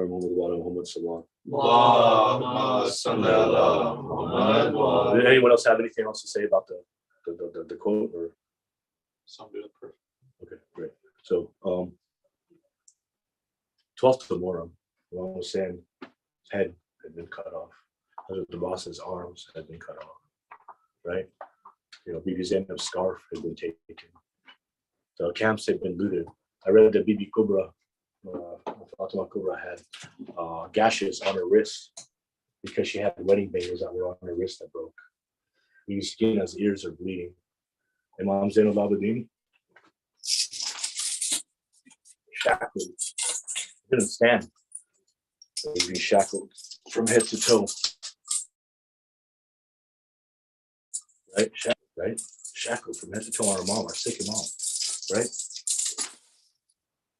The bodies of the marhum being disrespected. The heads of the marhum being put up on spears. Right?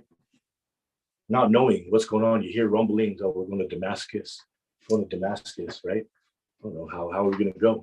They didn't know how they were going to go. They didn't know that they were going to be tied up.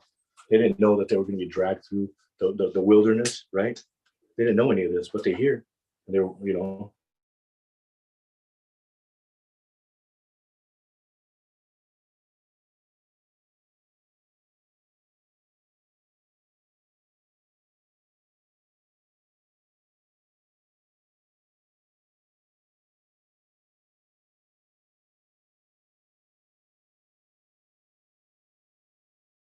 what else could happen? Not to die with low battery. It's okay. Muhammad wa Muhammad sallallahu.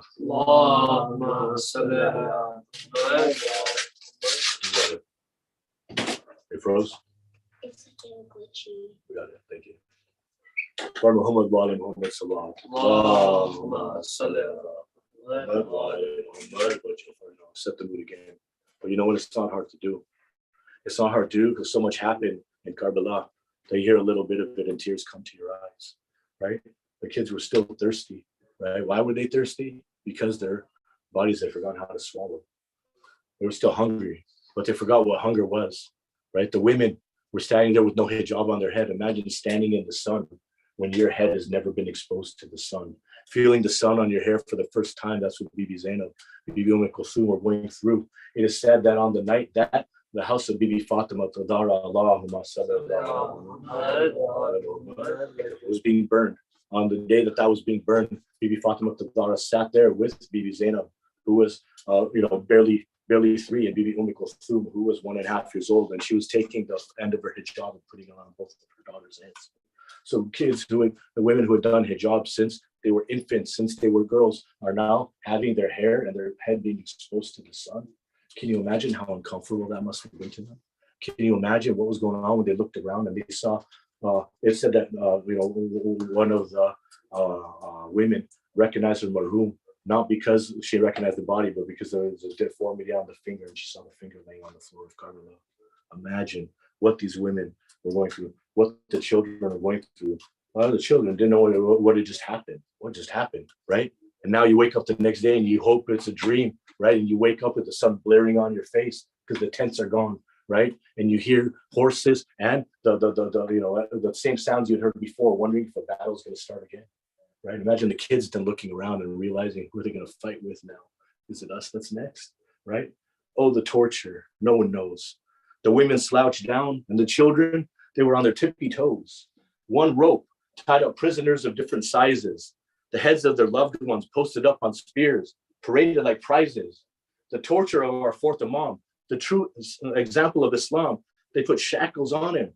Shackles on him. They put shackles on our Imam and they drove him along. He was too sick to walk. But even through the pains, they dragged him through the desert, his hands and feet in chains.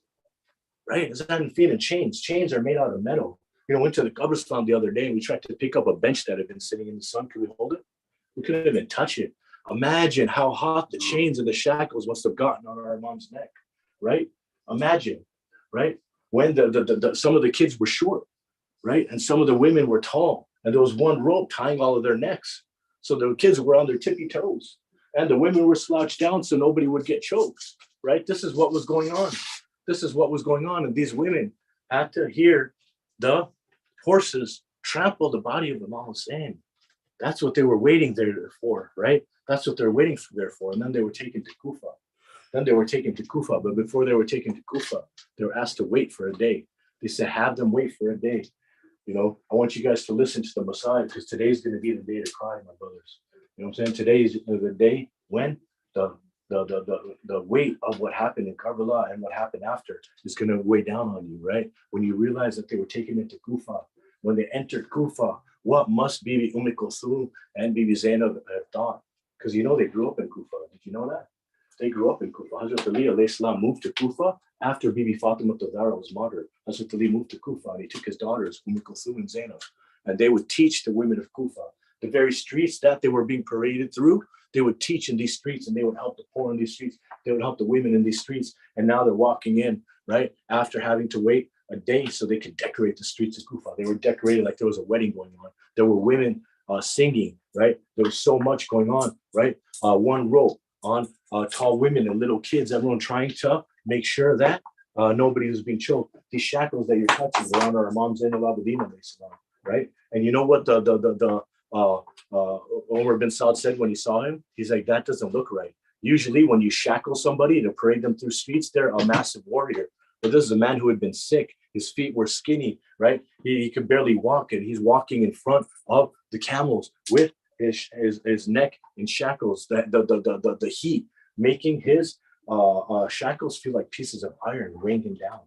Pieces of iron weighing him down. It says that Bibi Zainab saw Imam Hussein's body and recognized it and tried to run towards it. And as she ran towards it, one of the captors pulled the rope and grabbed her neck, right, and almost choked her. And it left a neck burn. The kids had burns all over their bodies, right? Their skin was flaky from being so thirsty, and now they're rubbing up against the legs of the horse and against the legs of the camel and the mane of the camel, and it's rubbing up against them and ripping their skin, right? Ripping their skin. These women who had never felt the sun on their hair have feel the feeling of the sun on their head now. And now they're walking into Kufa, the streets where people revered them. Bibi Zainab, Bibi Kulthum, they didn't just live in Kufa. They were the princesses of Kufa. Hazrat Ali alayhi salam, Allahumma salli was referred of, yes, that is the city he got shaheed in. But wasn't that also the city where he was Khalifa and Imam? Khalifa and Imam at one time in the land of Kufa, in the town of Kufa. And Bibi Zainab, Kulthum were not being taken here. And people thought they were rebels. People thought they were rebels, and they were pelting them, throwing bricks at them, throwing stones at them. That's what they would do at the time. They would stand up at their house and throw their trash on them, right? And as Imam Sajjad was walking with the shackles, he stumbled. And the man laughed at him. He was, the guy can't even walk. The guy laughed at him, right? He's a sickly man, and they laughed at Kawhi because they thought that he was a rebel. And the guy asked him, he said, why are you laughing at me? Don't you know who I am? He said, yeah, I know, you're a rebel. You're a rebel. We defeated you. I'll tell you something. They thought that this was a village, like a remote village where, nobody knew about, right? They were Aborigine, type, native type, like, a tribe, because of how skinny the women were and how dark they were because of being burnt by the sun, and how Imam Sajjad looked. And yes, they were heads on spears, but they were covered in sand and blood. So when people saw them, they thought that this was some primitive culture that didn't like that Yazid was trying to, fix the, Arabia being such a great king, right? And that's why they attacked him. And so he killed them. So they thought it was cool, right? And so they laughed at him. He laughed at him and said, yeah, I know who you are. You're a rebel. And he said, no, my name is Ali, right? And somebody said, Ali. He said, yeah, I'm Ali, son of Hussein. He looks at him. He's like, that's impossible. You see that head right there? Look at it. That's the head of my father. That's the head of my father, Hussein. And the man looked up at the head. He looked at the head and he looked closely. He had known Imam Hussein. He had known Imam Hussein because he knew Imam Hussein when they lived in Kufa. He knew what Imam Hussein looked like. He knew Imam Hussein. He said he looked at Imam Hussein and he recognized the lips. And he saw Imam Hussein and he started to scream. He said, oh my God, that's the head of the grandson of the Prophet of God. That's the head of the grandson of the Prophet of God. Bibi Zainab started to tell everybody. She told everybody. She said, I'm the daughter of Amir al-Mu'mineen. I'm the daughter of the one who came and saved your city. Hazrat Ali came and improved Kufa so much. He gave it, this education. He gave it civility. Bibi Kulthum, Bibi Zainab taught a lot of the women that were now pelting them with stones. A lot of the women that were throwing the trash on them had been taught by Kulthum and Bibi Zainab. Bibi Zainab looked at one of the women and she looked at her hair. The women started to sob. And now the town that had the music going on, that had a celebration as if somebody was getting married, as if the king's daughter was getting married. They were celebrating. Now they started to wail and scream, and the people of Kufa started to come towards Bibi Zainab, come towards the bodies and save the bodies. And the same soldiers who had made these women widows were now attacking the people of Kufa. But the people of Kufa were attacking, and Bibi Zainab told them, she said, woe unto you. She said, this is your fault. This is your fault. You called us, didn't you? You called my father. You called us and said to come back to Kufa. You said you're going to be with us. And then you said you meant to kill us. This is your fault, they said. And the people couldn't take it. And they started trying to get to the heads of Imam Hussein. They tried to get to the body. So the soldiers were prepared. They drew their swords and they started to fight their way through the town. And as I said, they got to the government mansion of Ibn Ziyad. They knocked on the gate. Ibn Ziyad said, who's there? And he said, hurry up and let us in. There's a mob. These people who they didn't think it would happen, right? They probably didn't know what would happen. Oh, we called him. Okay, now we said he's not going to come. Oh, he'll take care of it, right? Don't go back on your words, my friends. Don't go back on your words and on your morals. Don't ever waver. When you tell somebody you'll be there, you be there, right? This is what happened to Imam Hussein, isn't it? We'll be there for you. Oh, he got this. He's the Imam, right? Now the Imam's head is on a spear in the very town he grew up in. Now Bibi Fatima is being paraded around like a villain. Now these children walking on their tippy toes. Women, it says that you never saw the women and children cry. They just stopped crying. They just stopped because what good did it do? And when they cried, they would get whipped. when they screamed, they would get tortured, right? What good did it do? So they looked out for each other. Women will look behind and see a little kid 2 feet tall, and she would get down, and the kid would walk on. How long are kids going to do that for? And so they got to the mansion of Ibn Ziyad, and he said, "Who are you?" They said, "Hurry up and open up. We have the head of Hussein. We have the head of the grandson of the Prophet, the beloved." So what did you say? What did you say? If he's so beloved, why'd you cut off his head? Because you asked us to. But look at the morals of Ibn Ziyad. Look at the morals of Bibi Zainab. You see the vast difference. There's no question there on what's going on. It's important to understand what's happening, man. It's important to understand these stories, because I'm going to tell you right now. 5 years from now, somebody's going to come out with the truth about Karbala, or some sort of like really thought-provoking book that everyone's going to read. And Ashura, I'm going to be talking about that book. And it's not going to be written by a Muslim. It's not going to be written by a Muslim. It's going to be written by a hater of the Ahlul Bayt. A hater of the Ahlul Bayt. It's going to be spread mainstream. Mainstream movies are going to start to be made about Karbala, right? People are going to start talking about what happened on Ashura. People are going to start saying Imam Hussein was fighting a civil war. Imam Hussein was fighting because he wanted to be king, and Yazid wasn't king. They're going to say that, all of the tragedies, Janabi Qasim's body was trampled. They're going to say they never took them prisoner. They're going to say all of that. What are you going to say? What are you going to tell them? What are you going to tell them? Right? I'm just going to be real with you. If this is the last time you think about Imam Hussein until Chelum, you're not going to be able to tell them nothing. You're going to sit there and listen. Right? You're going to sit there and listen. When the Imam comes, and you stand up and you say, "Oh, I've been waiting for you, Imam. I'm here. What do you need?" Or what if he looks at you and says, "You know what? I don't need you right now." How do you feel, dude? Waiting for the Imam, right? Waiting for the Imam, right? Right? What if you go and you offer your services to the Imam? Offer your service to the Imam, and he says, "You know what? It's okay. I'm okay." How would you feel? Can you guarantee me that's not going to happen right now? With our actions? With the way we live our life, with our priorities? Let's change it. Let's change it. A little bit every day. A little bit every day. Let's do it together. Right? That's why we're here.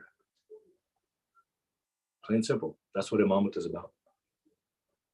Our moment, moments of love. Allahumma salli ala Muhammad wa ali Muhammad. Ya Hussein, Ya Hussein, Ya Hussein, Ya Hussein, Ya Hussein, Ya Hussein, Ya Hussein, Ya Hussein, Ya Hussein. तीरों के मुसल्ले पर वो सजदाए शुक्राना, तीरों के मुसल्ले पर वो सजदाए शुक्राना. On the day of Ashura, you say La ilaha illallah. On the day of Ashura, you say La ilaha illallah.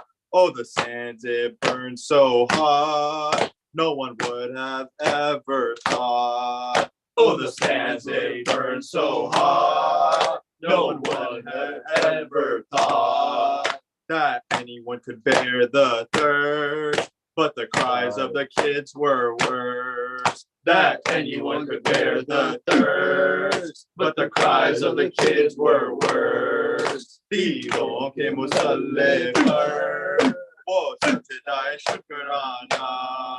तीरों के मुसल्ले पर वो सजदाए शुक्राना.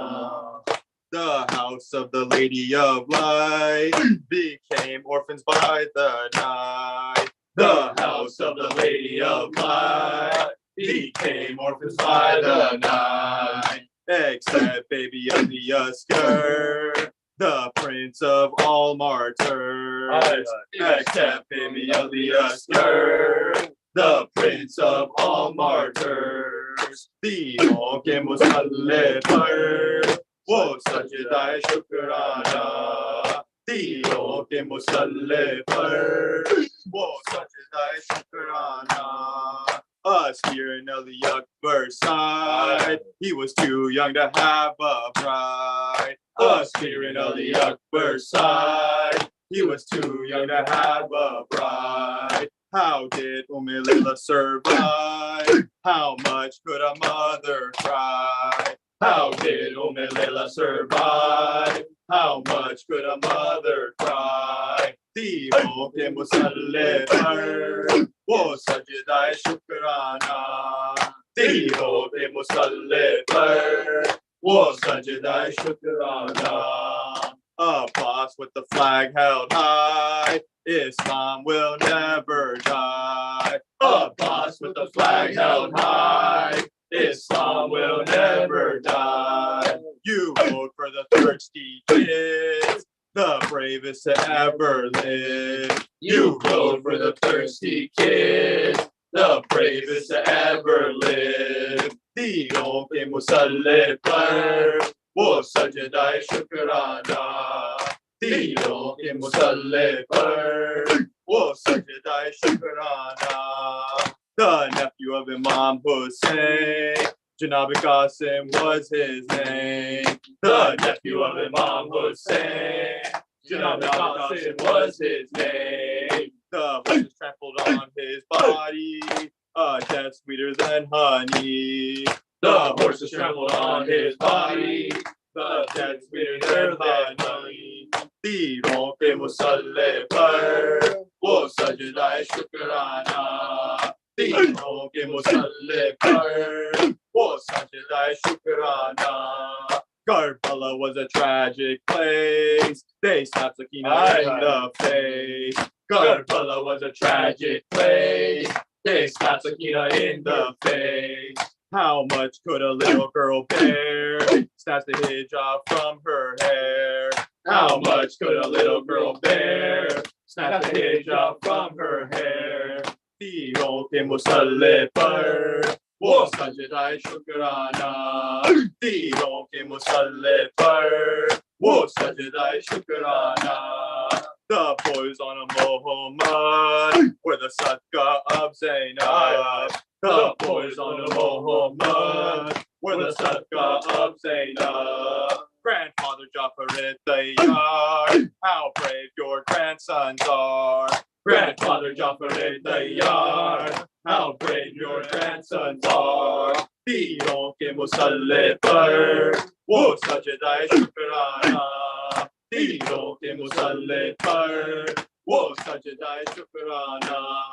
No scarf on Bibi Zainab's head. All 17 brothers dead. No scarf on Bibi Zainab's head. All 17 brothers dead. The torture that they put them through. The sisters Zainab and Kulthum. The torture that they put them through. The sisters Zainab and Kulthum. Dinon ke musalle par wo sajda shukrana. Dinon ke musalle par wo sajda shukrana. Imam Sajjad couldn't lift his head. The looters even took his bed. Imam Sajjad couldn't lift his head. The looters even took his bed. Carried on Bibi Zainab's back. Imam was under attack. Carried on Bibi Zainab's back. Imam was under attack. Dinon ke musalle par wo sajda shukrana. On the day of Ashura, you say La ilaha illallah. On the day of Ashura, you say La ilaha illallah. Ya bus, ya bus, ya bus, ya bus, ya bus, ya bus, ya bus. Ya bus, ya bus, ya bus, ya bus. Miraj matam, Hussein bekas ka ho raha hai. Tamam alam, miraj matam, Hussein bekas ka ho raha hai. अलंबरों में सजे हुए हैं, दिलों में फर्शे अज़ाब शायर. आलम घरों में सजे हुए हैं, दिलों में फर्शे अज़ाब शायर. तमाम आलम में आज मातम, हुसैन बेकस का हो रहा है. तमाम आलम में आज मातम, हुसैन बेकस का हो रहा है. سیاہ کپڑے سیاہ چادر غموں کی گردوں غبارے ہر پر سیاہ کپڑے سیاہ چادر غموں کی کر دو تمہارے سر پر کے جاری کے سینیا سے ربیردا ہے تمام عالم میں آج ماتم حسین بے کس کا ہو رہا ہے تمام عالم میں آج ماتم حسین بے کس کا ہو رہا ہے حسین پیری میں دل سے مالے کہ دل سے الجھی سے نانے کھا لے حسین پیری میں دل سے مالے کہ دل سے الجھی سے نہ نکالے جو میں بیٹا لہو میں ڈوبا زمین پہ ایری رگا رہا ہے تمام عالم میں آج ماتم حسین بے کس کا ہو رہا ہے تمام عالم میں آج ماتم حسین بے کس کا ہو رہا ہے نہ مرو مرچی دیر نبی پر ابھی ہوئے ہیں جوان اکبر نہ مارے برچی دیر نبی پر ابھی ہوئے ہیں جوان اکبر یہ قتل جس کو تو کر رہا ہے یہ تم میں عشق مصطفیٰ ہے تمام عالم میں آج ماتم حسین بے کس کا ہو رہا ہے تمام عالم میں آج ماتم حسین بے کس کا ہو رہا ہے مدینے والوں خاموش رہنا غریب زینب سے کچھ نہ کہنا مدینے والوں خاموش رہنا غریب زینب سے کچھ نہ کہنا بسا ہوا گھر جو لے گئی تھی وہ کربلا میں اگل رہا ہے تمام عالم میں آج ماتم حسین بے کس کا ہو رہا ہے تمام عالم میں آج ماتم حسین بے کس کا ہو رہا ہے نے چشم پرنا ہو کیوں سواری جلوس ہے زلجنا کھالے نہ چشم پرنا ہو کیوں سوالے جلوس ہے زلجنا کھالے کہ میرے دل سوار مولا زمین کربل میں سورا ہے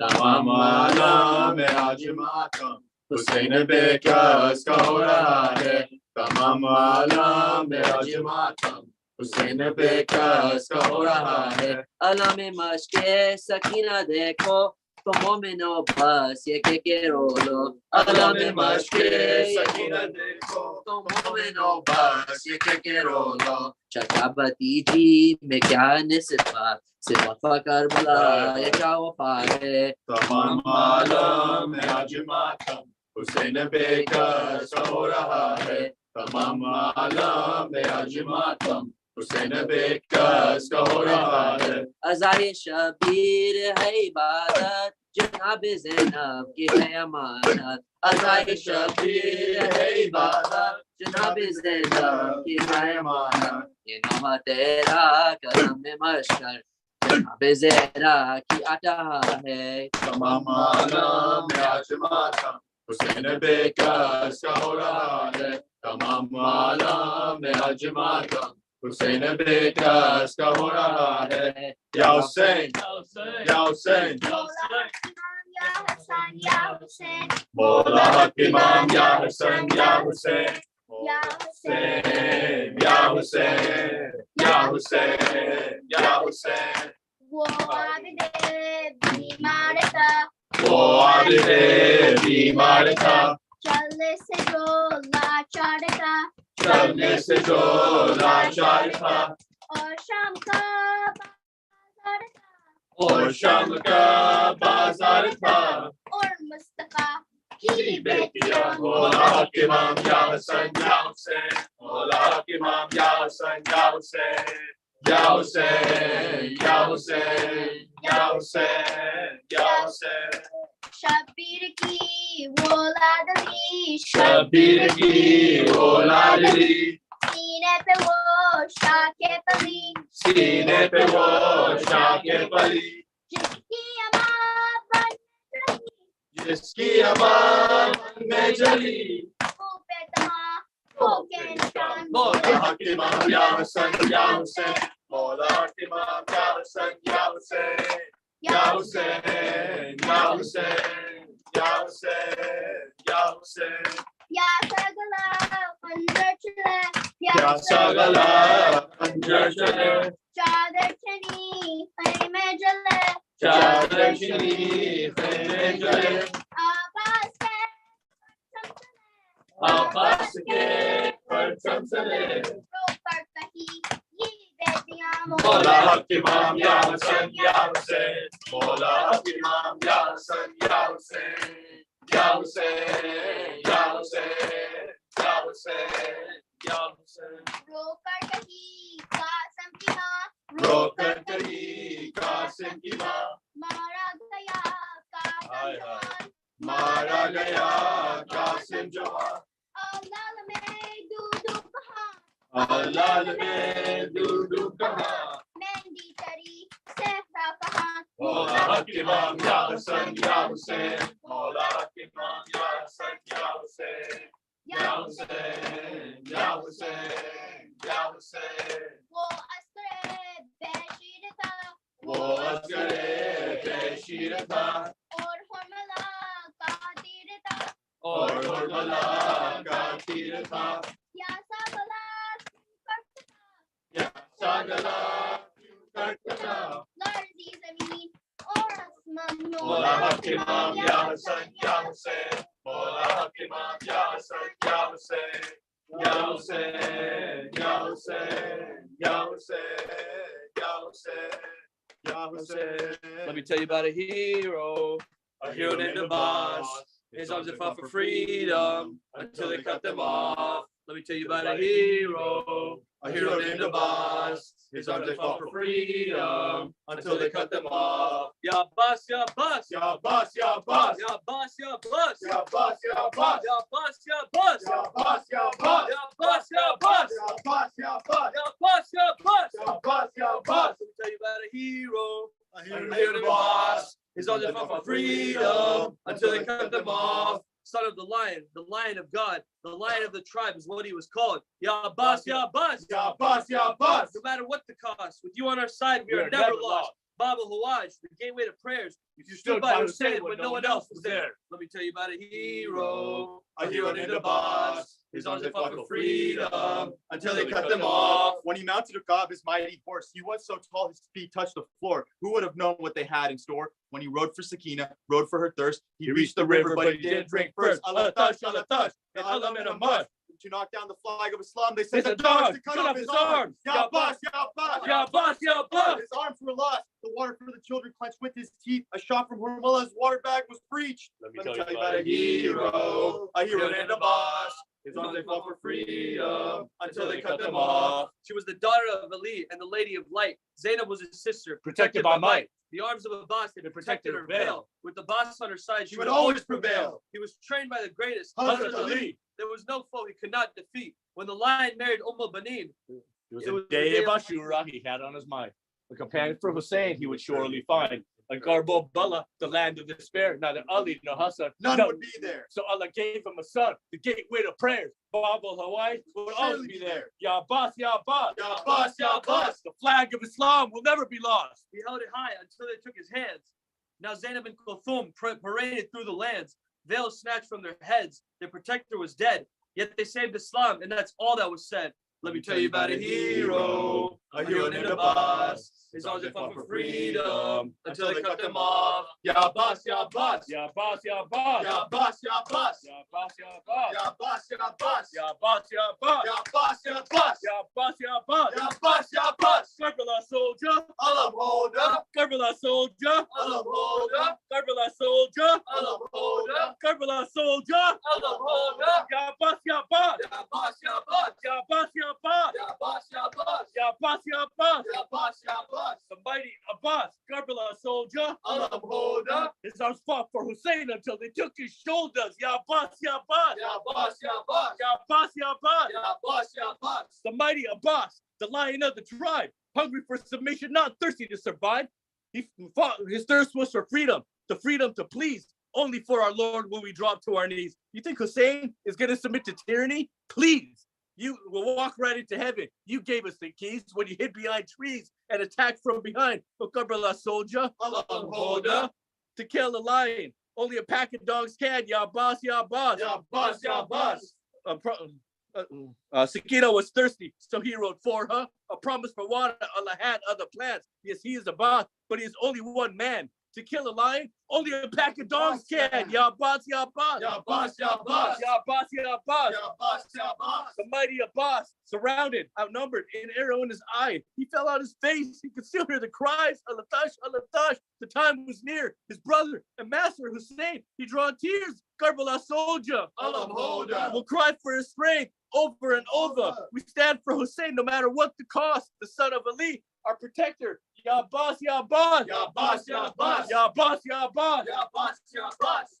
Karbala soldier, Allah hold her. Karbala soldier, Allah hold her. Karbala soldier, Allah hold her. infant warrior, Ali Asr, baby brother. Sugra loved you like she was your mother. Yasugra, Yasugra. Ya Subra, ya Subra. She wanted to see you walk. She wanted to hear you talk, but she was left alone while the others walked from Mecca to Medina to Karbala. We will walk in the streets of downtown LA for you.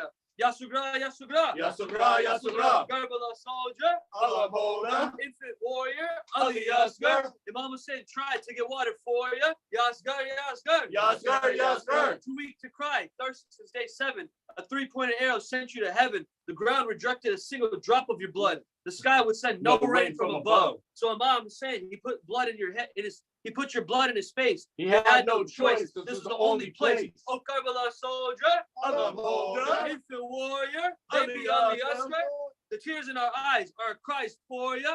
Karbala soldier, Allah hold her. Karbala soldier. Allah hold her. Ali Akbar. Resemble the Prophet more than any other. You call for Azan at the time of Fajr, the voice of Muhammad, the Prophet of God. Yazid was no king, a coward, a fraud. May Allah send curses on Ibn Ziyad. Nana. Karbala soldier. Ali hold her. Ali Akbar. Ya Akbar, Ya Akbar. Ya Akbar, Ya Akbar. Karbala soldier. Alam holder. Ali Akbar, trained to fight by the Alam holder. Your throat was so dry for 3 days of thirst. Of all the bodies Hussein lifted, yours was the worst. His back was broken, your wound was open. Hazrat Ibrahim tried to offer his son, but Allah had spoken. Ya Akbar, Ya Akbar. Ya Akbar, Ya Akbar. The great grandson of the Prophet of Islam, the son of Hussein, the truest Imam. The sacrifice was accepted of Layla, your mom. Karbala soldier. Alam holder. Ali Akbar, your brother Asgar was the infant warrior. Karbala soldier. Alam holder. Karbala soldier. Alam holder. We will carry your flag until the world is over.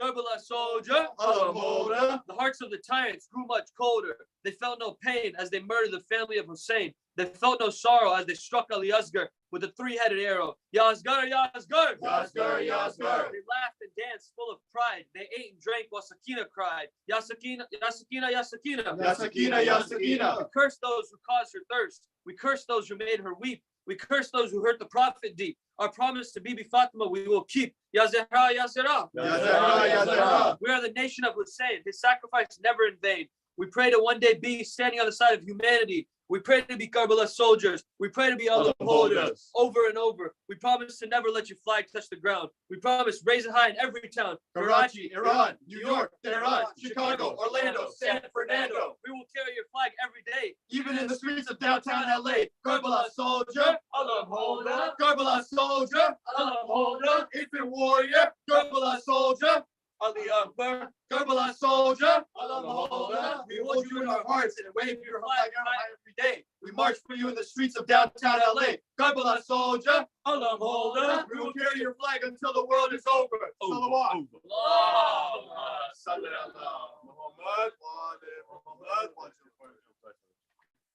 Anyone else want to read anything?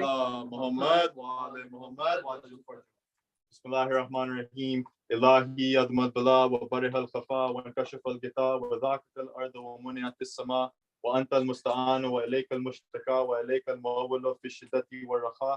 Allahumma salli ala Muhammadin wa ali Muhammad ulil amri alladhina faradta alayna ta'atuhum wa araftana bidhalika manzilatahum fafarrij anna bihaqqihim farajan ajilan qariban kalam al basari o huwa akrab. Ya Muhammad, Ya Ali, Ya Ali, Ya Muhammad, Ikfiyani fa innakuma kafiyan, Wansurani fa innakuma nasiran, Ya Maulana, Ya Sahibul Zaman, Al-Ghaus, Al-Ghaus, Al-Ghaus, Adrikni, Adrikni, Adrikni, Asa, Asa, Asa, الأجل الأجل الأجل يا أرحم الراحمين بحق محمد وآل الطاهرين اللهم صل على محمد وآل محمد Zara. Bismillahirrahmanirrahim. Assalamu alaikum ya Abul Fazl Abbas ibn Amir al-Mu'mineen. Assalamu alaikum ya Ibn Sayyid al-Wasiyana. Assalamu alaikum ya Abdul Salih al-Mutayyib لله ورسوله. السلام عليك يا أفضل الشهداء. السلام عليك جميعا ورحمة الله وبركاته.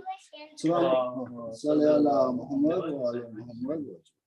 زيارة إمام حسين عليه السلام. السلام عليك يا أمير المؤمنين. السلام عليك يا أبا عبد الله. السلام عليك يا ابن رسول الله. السلام عليك يا ابن فاطمة الزهراء. السلام عليك يا أبو الفضل العباس. السلام عليكم ورحمة الله وبركاته. اللهم صل على محمد وآل محمد. زيارة إمام علي بن موسى الرضا عليه السلام. السلام عليك يا قريب الغرباء. السلام عليك يا علي بن موسى الرضا. السلام عليكم ورحمة الله وبركاته. اللهم صل على محمد وآل محمد. زيارة إمام مهدي عليه السلام. السلام عليك يا صاحب العصر والزمان. السلام عليك يا إمام الإنس والجان.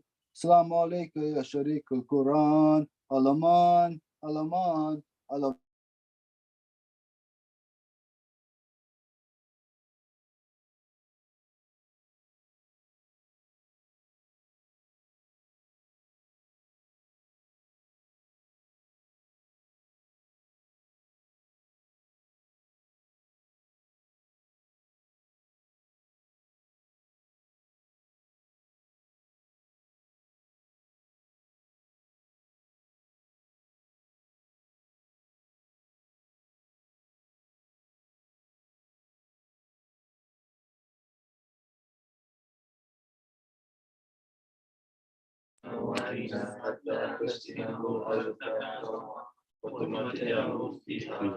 And